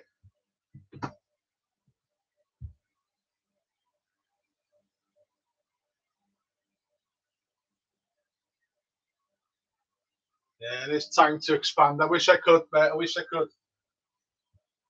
I've often thought, a lot of the lads ask me, are you going to go and do it full time? Are you going to start selling this stuff? Not really. Not really.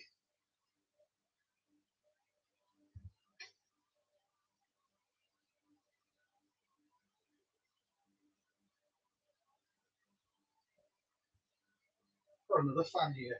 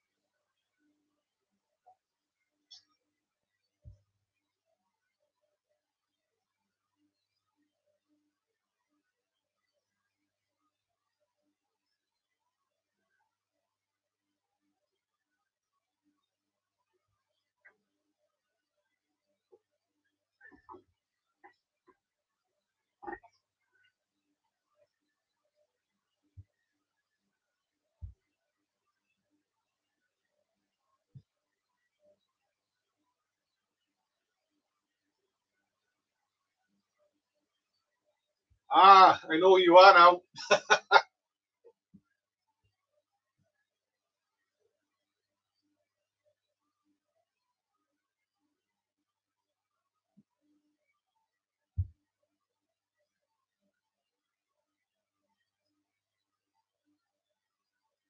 Yeah, I've seen a lot of people quit the home brewing scene. A lot of various reasons, I suppose. It's not something I needed to, well, wanted to ask people really. It's some of it's personal and what have you. A lot of people seem to think that I drink a lot and stuff. Don't ever drink during the week at all. Don't drink all week, every weekend. Sometimes I'll come home on a Wednesday night and have a beer. But it's not the end all and be all. This is what I like doing. I'm not saying that I'm a scientist or anything, but the science behind it. Um, Different recipes, different beers. Beers that I've never heard of before. So yeah, it's not all about the alcohol. Very wary of that as I get older. Can't seem to be able to enjoy beers as much as I used to.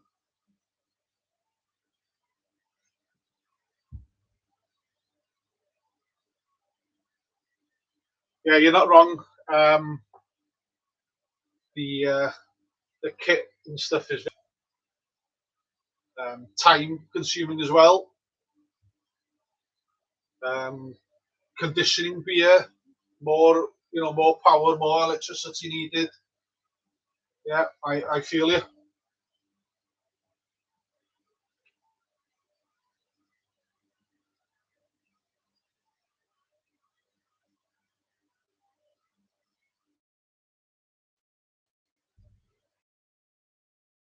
Be successful and get work soon, mate.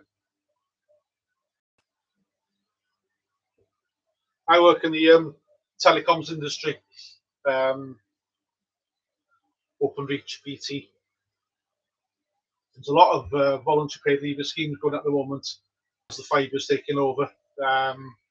So I can see that industry declining quite a lot, really. They're not going to need the level of staff that they want. Fortunately, at my age, hoping to see it out. But I do worry and get concerned about the youngsters. Lads who are in their early 20s who has just began with us, how it's going to be in the next 5, 10 years with them because this fiber's taking all over. It's a concern. State of the country at the moment as well. Living where I do, right in the sticks, I don't see it as much. But yeah, that's why I tend to look at YouTube, not listen to the news. To be honest, stick to my own little world.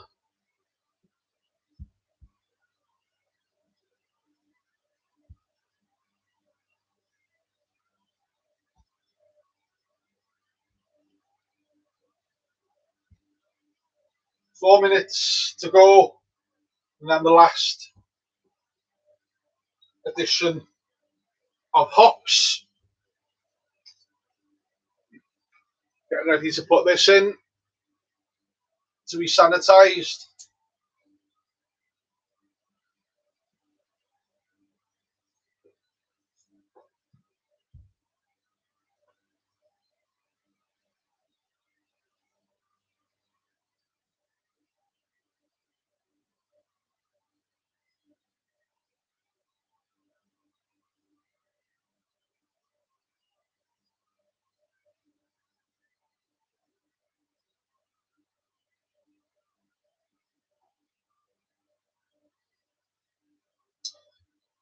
Yeah, still as always, beer, mate. You're right there. Chin up, mate. Hopefully something will turn out for you.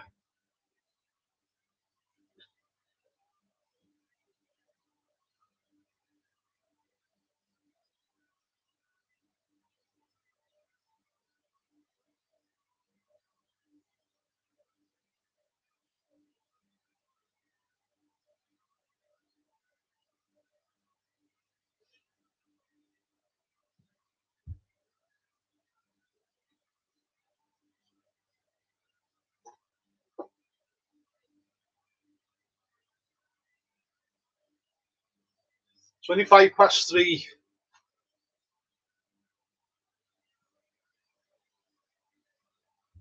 No, I don't use the condenser, although looking at it here today, you think I should because of the steam.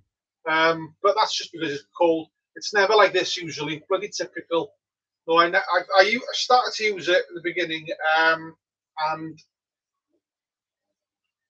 don't think the boil off was as efficient. I always had too much, and the OG was always out. Stopped using it, put this little fan there, and I tend to hit target, 9 times out of 10, just a couple of points in it, which I'm not really bothered about. So that might have to go. It just stood there for the last 12 months. Somebody might have use for it,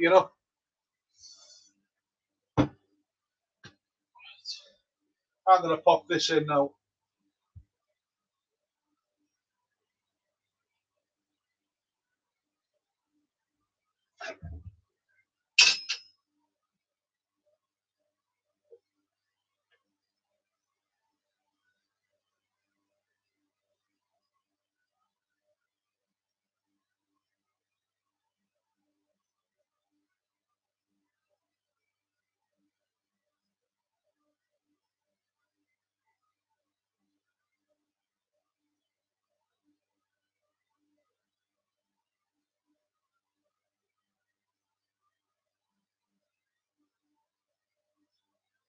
That was pretty cold going in there. It's just dropped it about 0.5 degree. I was just looking at the temperature.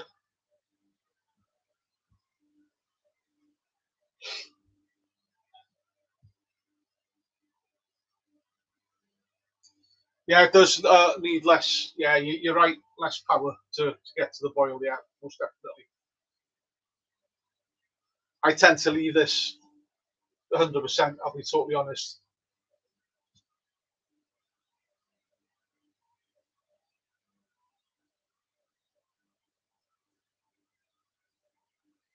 Yeah, it just never quite worked for me. I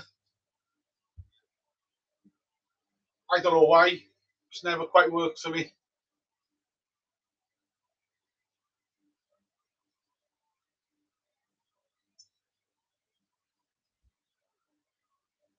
Got about 26 litres left in that. With what's left at the bottom and all the tube and that, I'll get out 23 hopefully out today. There we go. There's my alarm. The last Hallertau Mittelfrüh.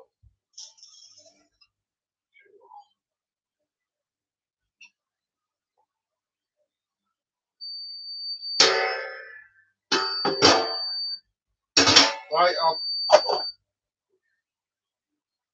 need to send words around this to get it sanitized. That's off. That's off. Down. Down.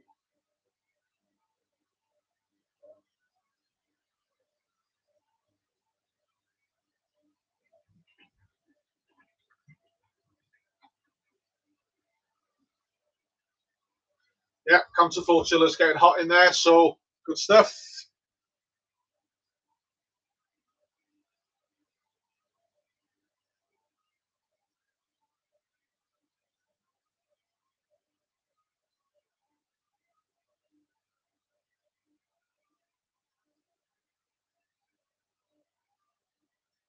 Yeah, I've not heard from Gary for a long time. Is everybody hearing me all right? Is the sound poor? Gam Dude's Brewing saying that the sound's pretty poor. Yeah, I've not heard from Gary. VOC, I think Vale of Clwyd. He lives just up the road. Well, I say up the road. He's about 45 minutes away from me. I never met Gary. Yeah, I met him once. But yeah, he doesn't seem to be putting much stuff out on YouTube of late, anyway. I think everybody else is hearing me all right, Gam Dude. So possibly there might be some issues with latency on the broadband or fibre, whatever you've got there, mate. Ah, Wrexham, man. I've worked a lot in Wrexham. I've stayed there for about 18 months working for BT out of Grosvenor Road. I stayed in Erthing Road for about 18 months in a B&B there.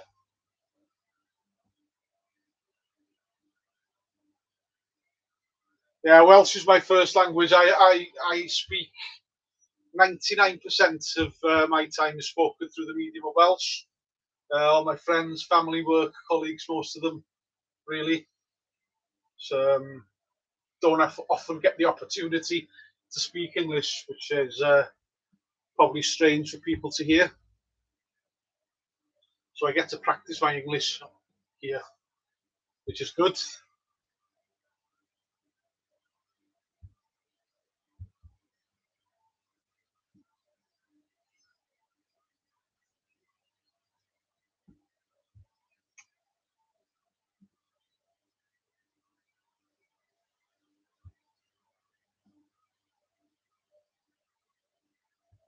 Comfort break. See you in 2 minutes. I get myself a beer. Put this back in the fridge as well.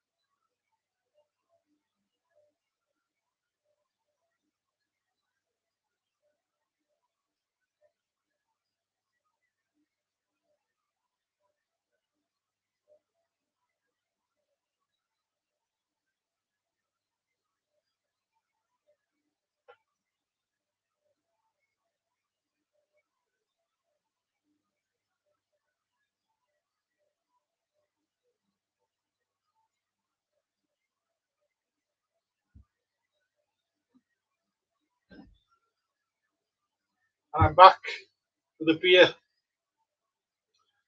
Now, I did help to can this beer. This is a brand new beer by a local brewery. The brewery is called Bragdybach. Bragdy is the Welsh word for brewery, so Mona Brewery. And they've called this beer, all their beers, or most 90% of their beers are named after saints that are around the island. So this one is called Padrig, which is right on the top of the island, Llanbadrig, near Cemais Bay area. And Padrig is the Welsh version of Patrick Stout. You guessed it. Not sure if this is a true story, but by all accounts, there's a town or village not too far from me, not on the island, just off the island, called Llanfairfechan. Small. Llanfairfechan means Llan is like a church, chapel area, church, sorry, and Mair Fechan, Small Mary. And by all accounts, the Guinness recipe was stolen from a pub there. Now you can look that up, and nobody's saying it's true, and nobody's denying it either. So maybe we've got the Welsh have got the rights to the black stuff. So let's dive in.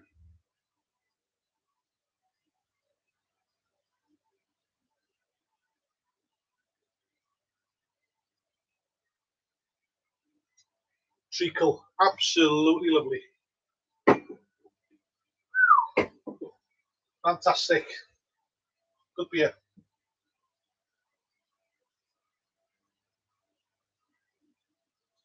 Right, I better get my socks on and start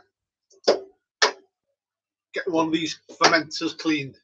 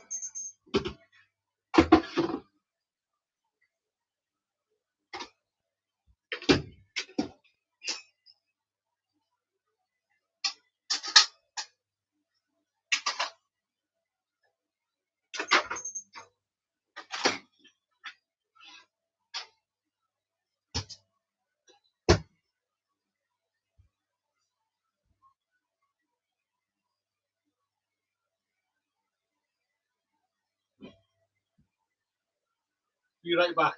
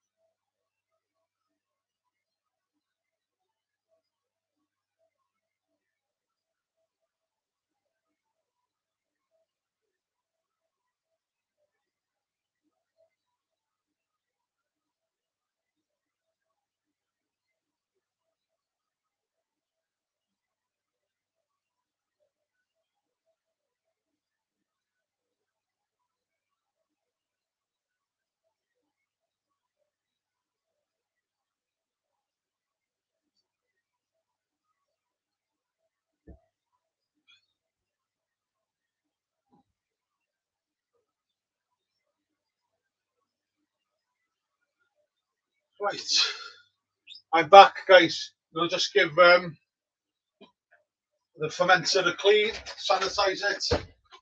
I use the bucket master even for my fermenters. It works quite well.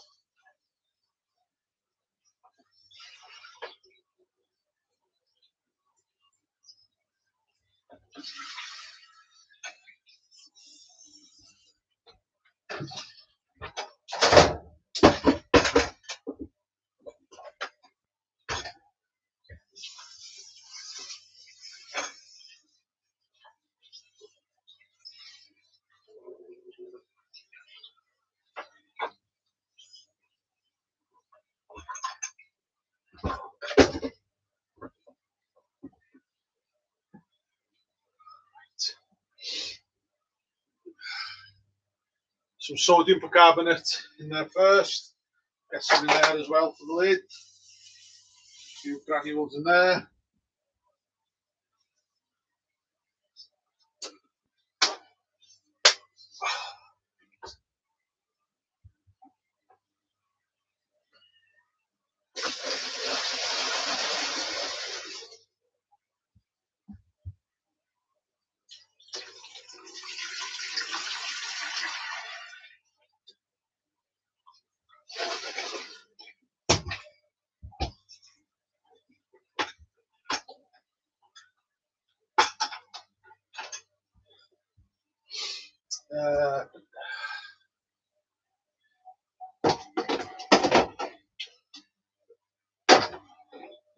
Let them soak in there for a while.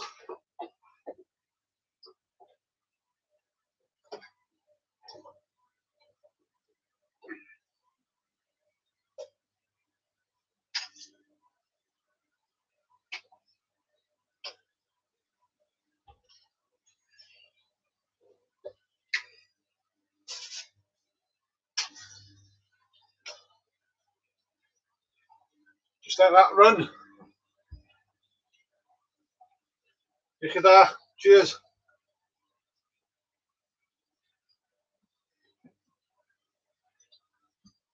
See if I can put a bit of a link about that story about Guinness taking the recipe from this town in North Wales.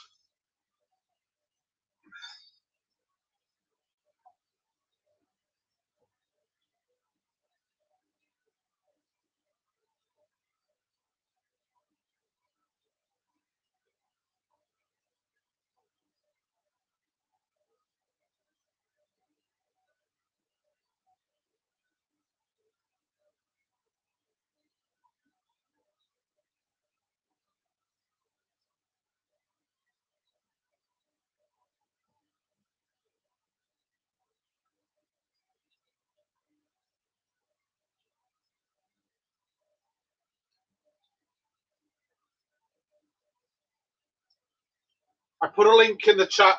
Have a quick read. See what you think. Should the Welsh have the claim to fame for the Guinness? Was it taken? Have a read. Make your own mind.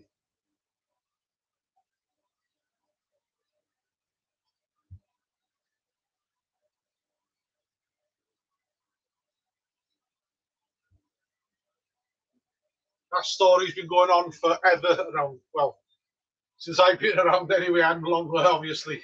But yeah, it's whether or not it's a local myth, who knows?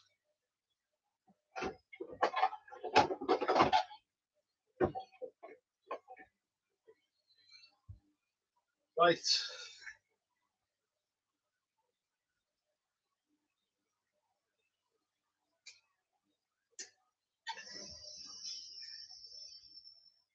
Start cooling this wort now.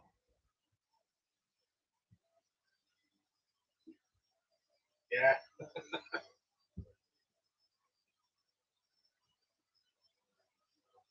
As well, so we've always been hard done by, haven't we? We've always got that sob story.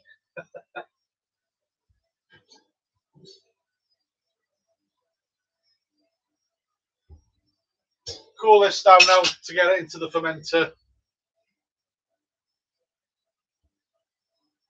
I must call the brewer, good friend of mine. This is conditioned fantastically. It's lovely beer. Bragdybach. See if I can get a link on there for you to have a read about them.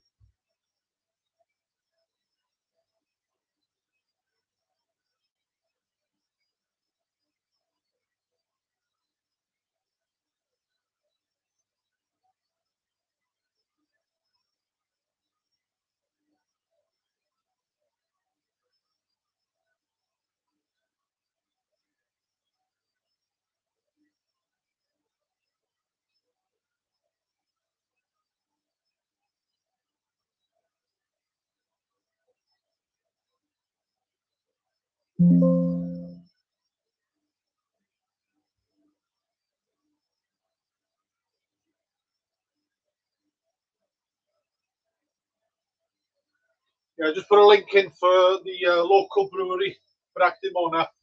There is another one on the island, Bragdybach. That's in Holyhead, the port where you go over to Ireland. Actually go from Holyhead to Dublin. It's a good day out. Used to be able to get there in 2 hours. Now it takes about 4 hours, but you know, it's still a good day. Set off 8 o'clock in the morning, get there for midday, spend the day and come home about midnight, or maybe stay over.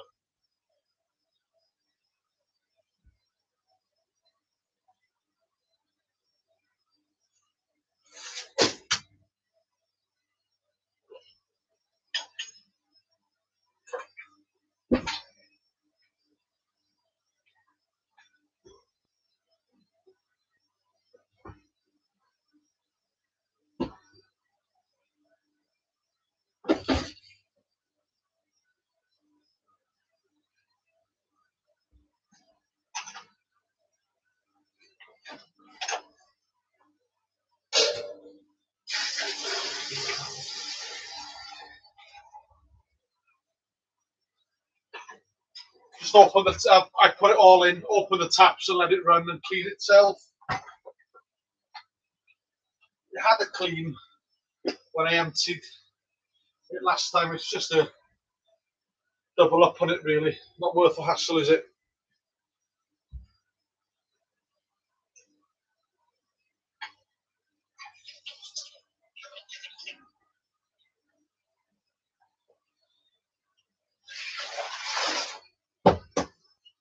I have got a hot water tap in here, just cold. I'm about a good 20 metres away from the house. I just managed to get a cold water tap here, so I just nip down, get the hot water in this, and do all my sterilisation, sanitisation that way.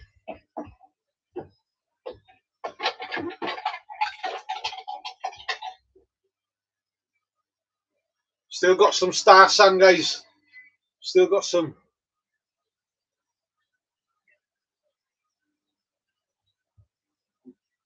I'll have to use this next one. I don't know what happened there. Is there something dodgy in star sand? Don't know. Right, get some more water.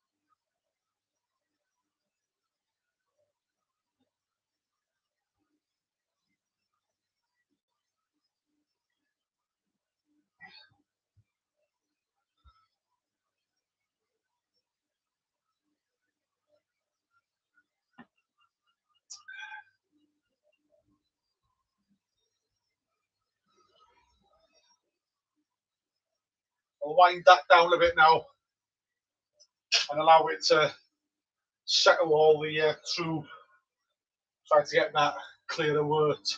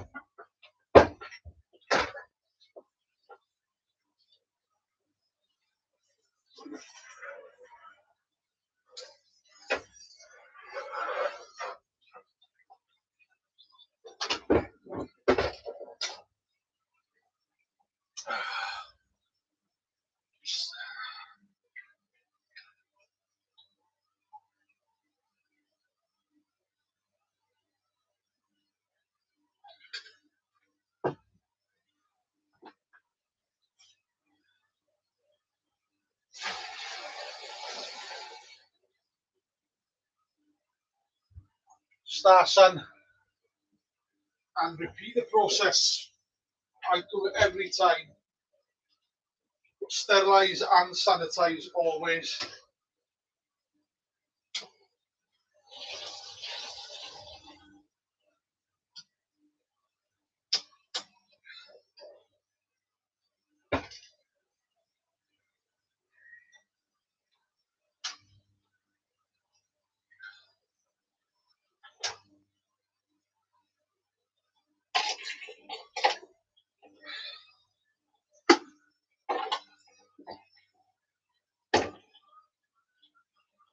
Swap the water in this now there, just to get the lid done. And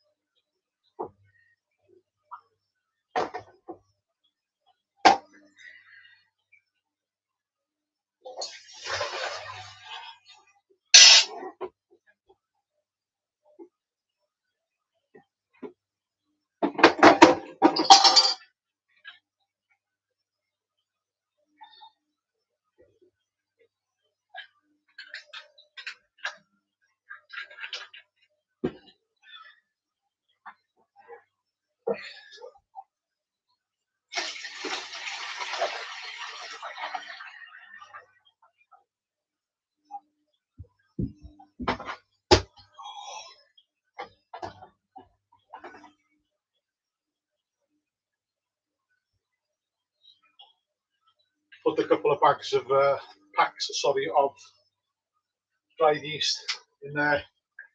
Sanitise the yeast. I've gone to pitch 2 packs of yeast all the time now.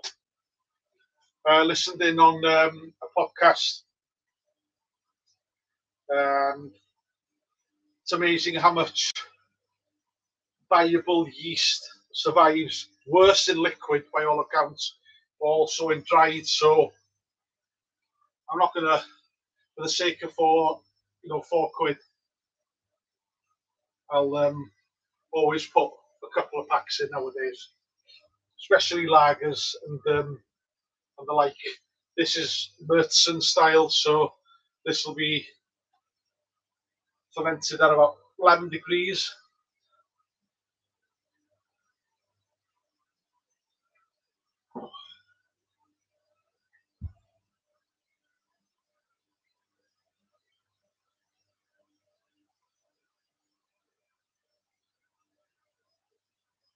Yeah, cheap insurance, you're right there, mate. Yeah.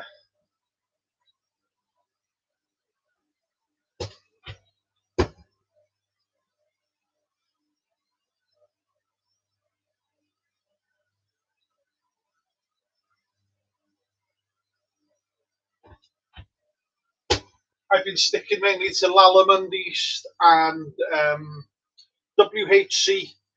Now they're banana split yeast. Don't know if you've ever tried that for a wheat beer. Bring the temperature up as high as it'll go. I think it was 24 degrees.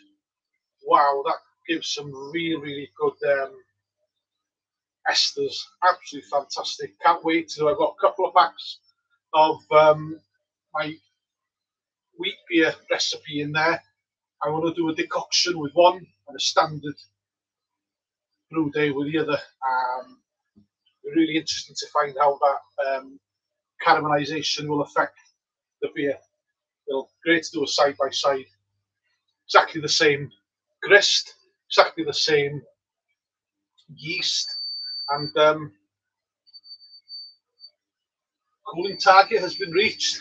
Yeah, so it'll be exactly the same yeast, apart from the decoction part. See how that works out. So that's going to be a really interesting one.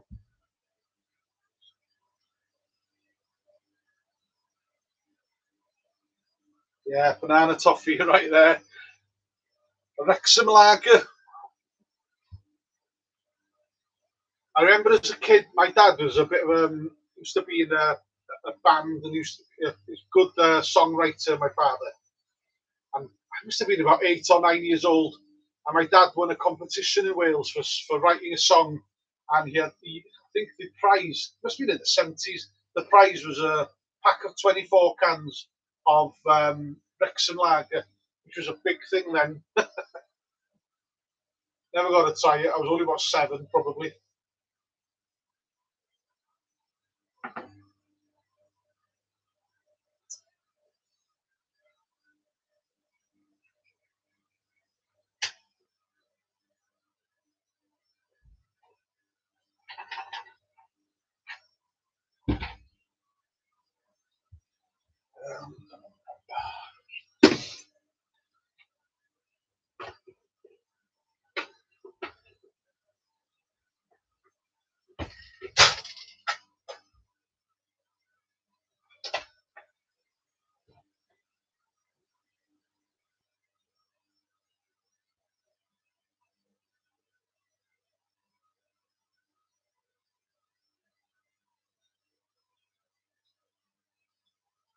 I just shove some star sand down this hose, right up to the neck here.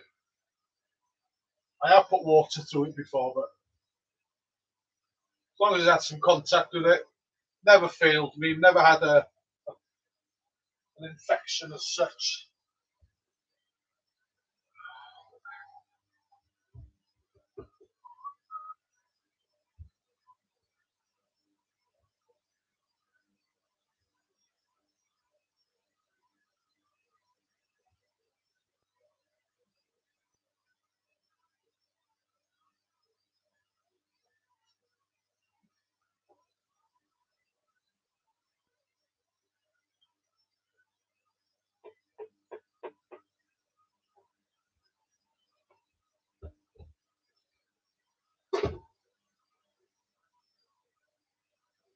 Stop the pump.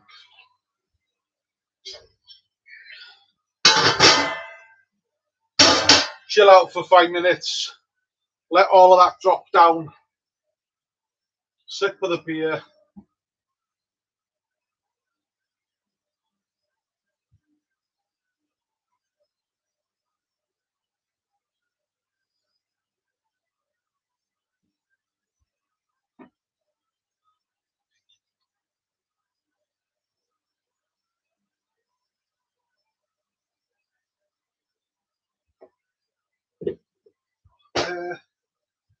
Take this out.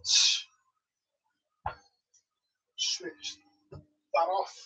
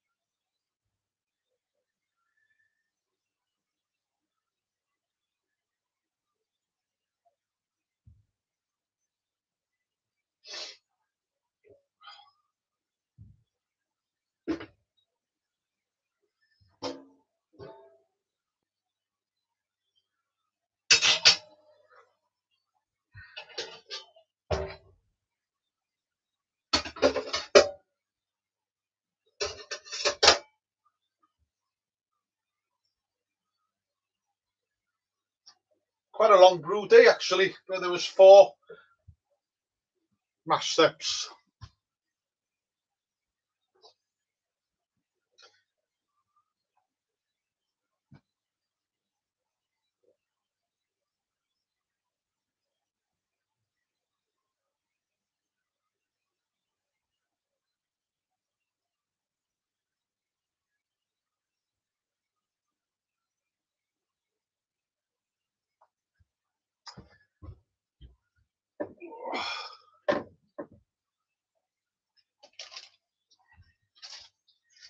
I'll put half a mil of clarity. Get it from the malt miller.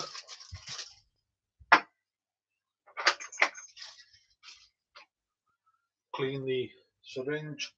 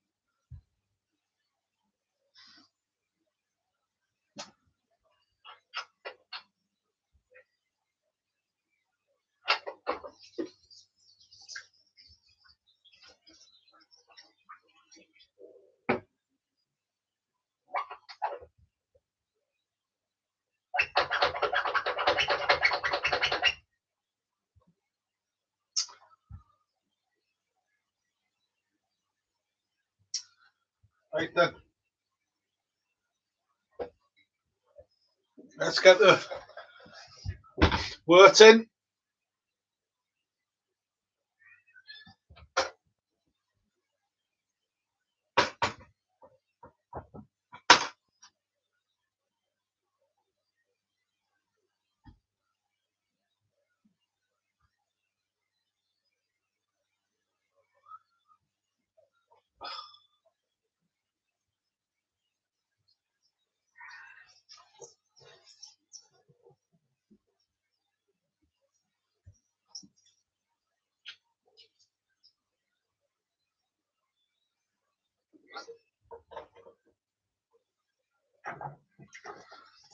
Try to agitate this as much as I can, get some aerated oxygen in there to help the yeast. Quite dark. Lovely caramelly foam on the top.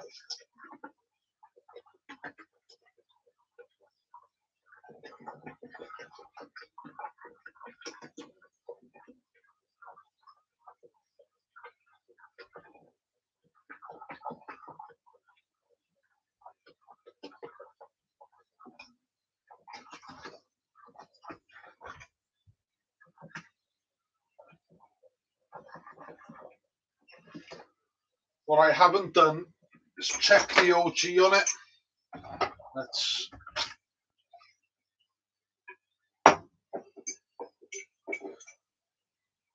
get some wort in this.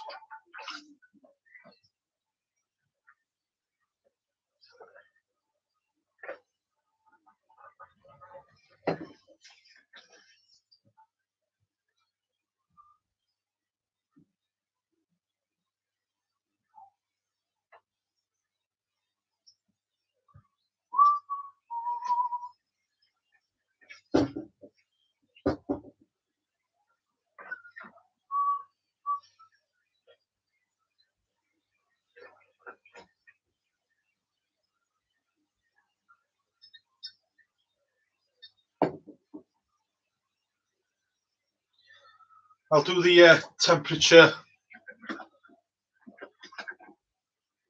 calibration and give the OG, the original gravity, for you in a bit.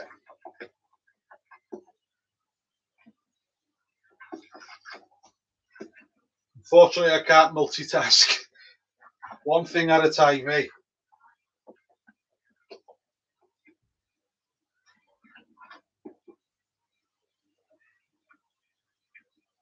I'm hoping to get 23 litres, just over 6 gallons.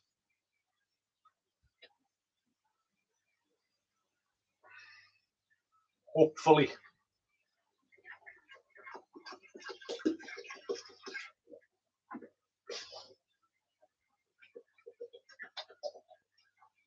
I do need an assistant, you're right, yeah.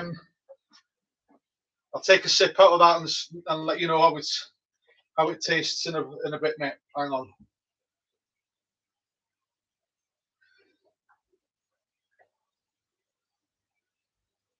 Just getting up to 21 litres at the moment.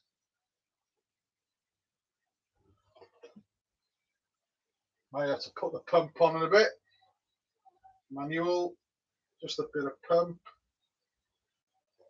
Just get the remnants out.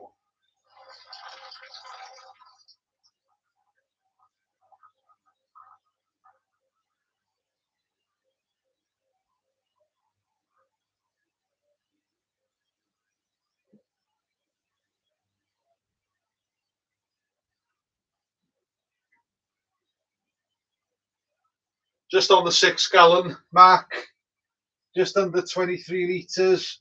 I'll get 23 litres, I reckon.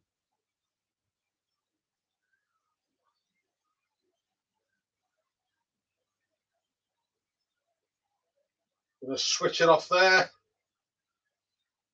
Happy with that. Turn that up that way.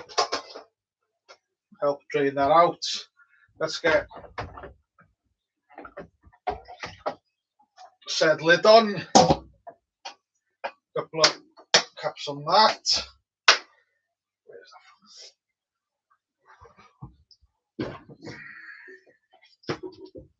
Get the glycol chiller on to bring that down to lager temperature. Right.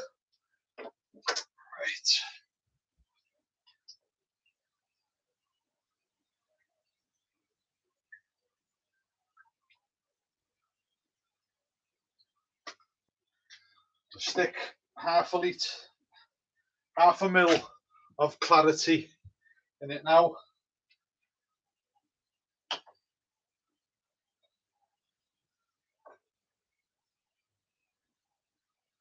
I'll do fine. Cool, job done.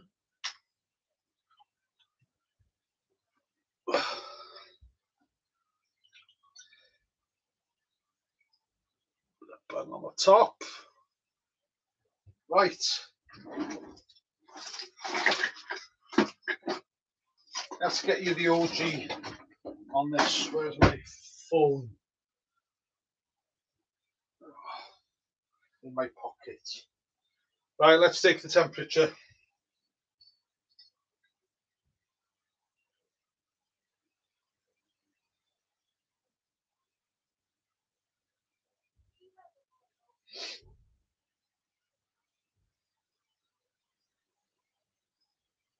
It's 25 degrees. So the OG is 1050. Bear with me, let's work it out for you. Yeah.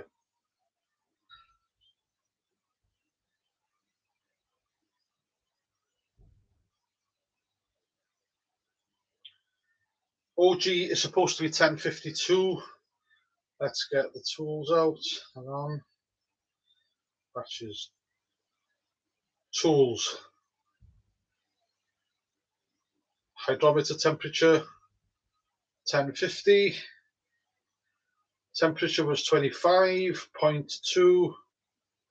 1051. So I'm 0.01 out. And I am not going to complain with that. Right, let's have a taste.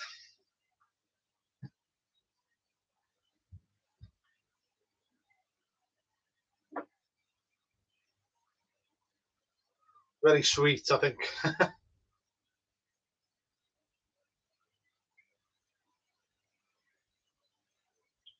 Smoky and sweet.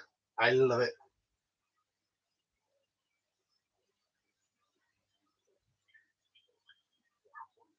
I think if it turns out well, the yeast does its business. I think that's going to be okay, boys. I think that's going to be okay.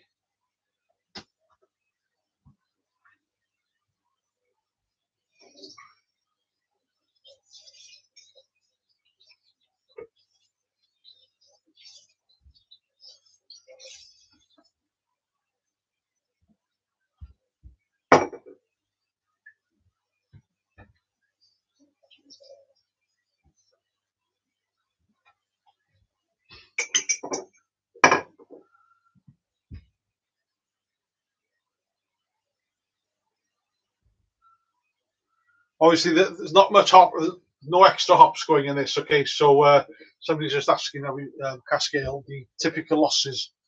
I'll probably get about, there's about 23 litres in there. I'll get about 21 and a half out of that now. So the losses aren't tremendous, but obviously when I put a hop sock, and I tend to put, if I've got a Nipa or something like that, anything that with loads of dry hop, etc., I put them in a muslin sock and pop it in. So when I pull that, reason being, the only problem with these Grainfather Pros, if you put a tremendous amount of hops in, they tend to block up. I've had that in the past, so I always just put them in a sock now. Much better, but it does soak a hell of a lot of liquid. And I'll get a keg about 90 litres, so there's about 3 or 4 litres gone in that really, and with the muck right in the bottom, obviously. But I'm very happy. I'm going to switch on this glycol chiller, get it down to temp. 10 degrees is what I'm looking at. Need to pop this in the back. These fermenters are fantastic. They're brilliant. It's just that they're not pressurized. I think you get about 2 psi. Don't know what that is in bar, but you can only get about 2 psi into it, which is not sufficient for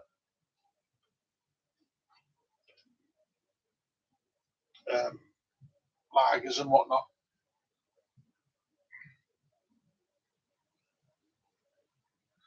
Yeah, the conditioning room, this is works a dream. Absolutely love it. Full of the this is his wine at the moment, so wine bottles are chilling there. So yeah, I've also tend to keep all my grains in there, keep them cool. I've got a couple of batches of pre-made recipes in there, ready to go. So I tend to keep everything in there. To think that it's homemade type thing, it's brilliant. Brilliant. Plenty of room in it. Get at least 4, if not 5 kegs in there.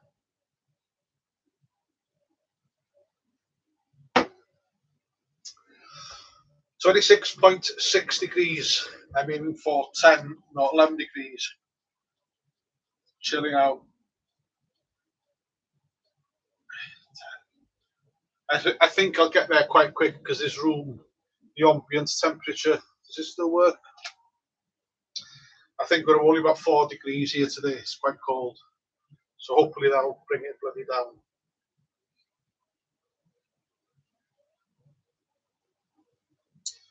Yeah, it's well worth, man. Well worth.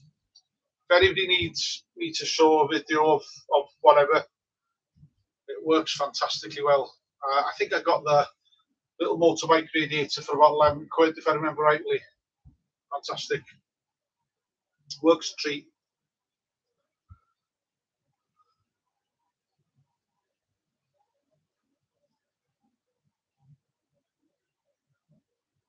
Yeah, I think for small conditioning rooms, have you seen that one by, I don't know who actually makes it, the Kegland, like a polystyrene. I think Gary from VOC has got one. Got a digital front on it. Chiller fan on the front. That looks quite decent. How robust it is, I don't know. I knock into this. It's made of some ply and some insulation boards inside. Spot on. Yeah, I thought as much. I didn't think they were that robust. So, but if you had somewhere that you could keep it out of the way of everything, it'd be all right. I think, are they all full polystyrene? Are they?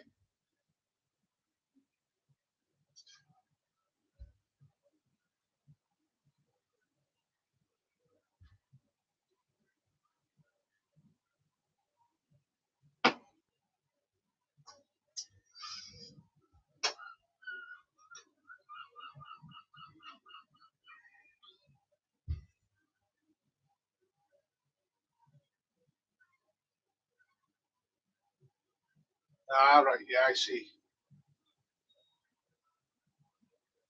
Right, I think that concludes the brew day, guys. I'm just going to need to put the yeast in when it reaches temperature. It was 26.8. It's already down to 25.2.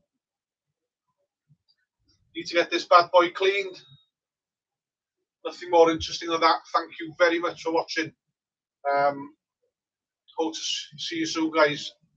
Thanks very much for being here and helping me out during the day. Take care.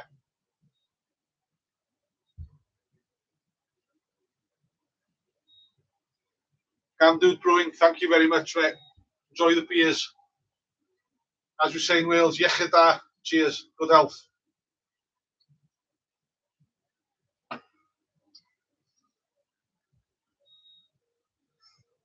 Cascale forever. Take care, mate.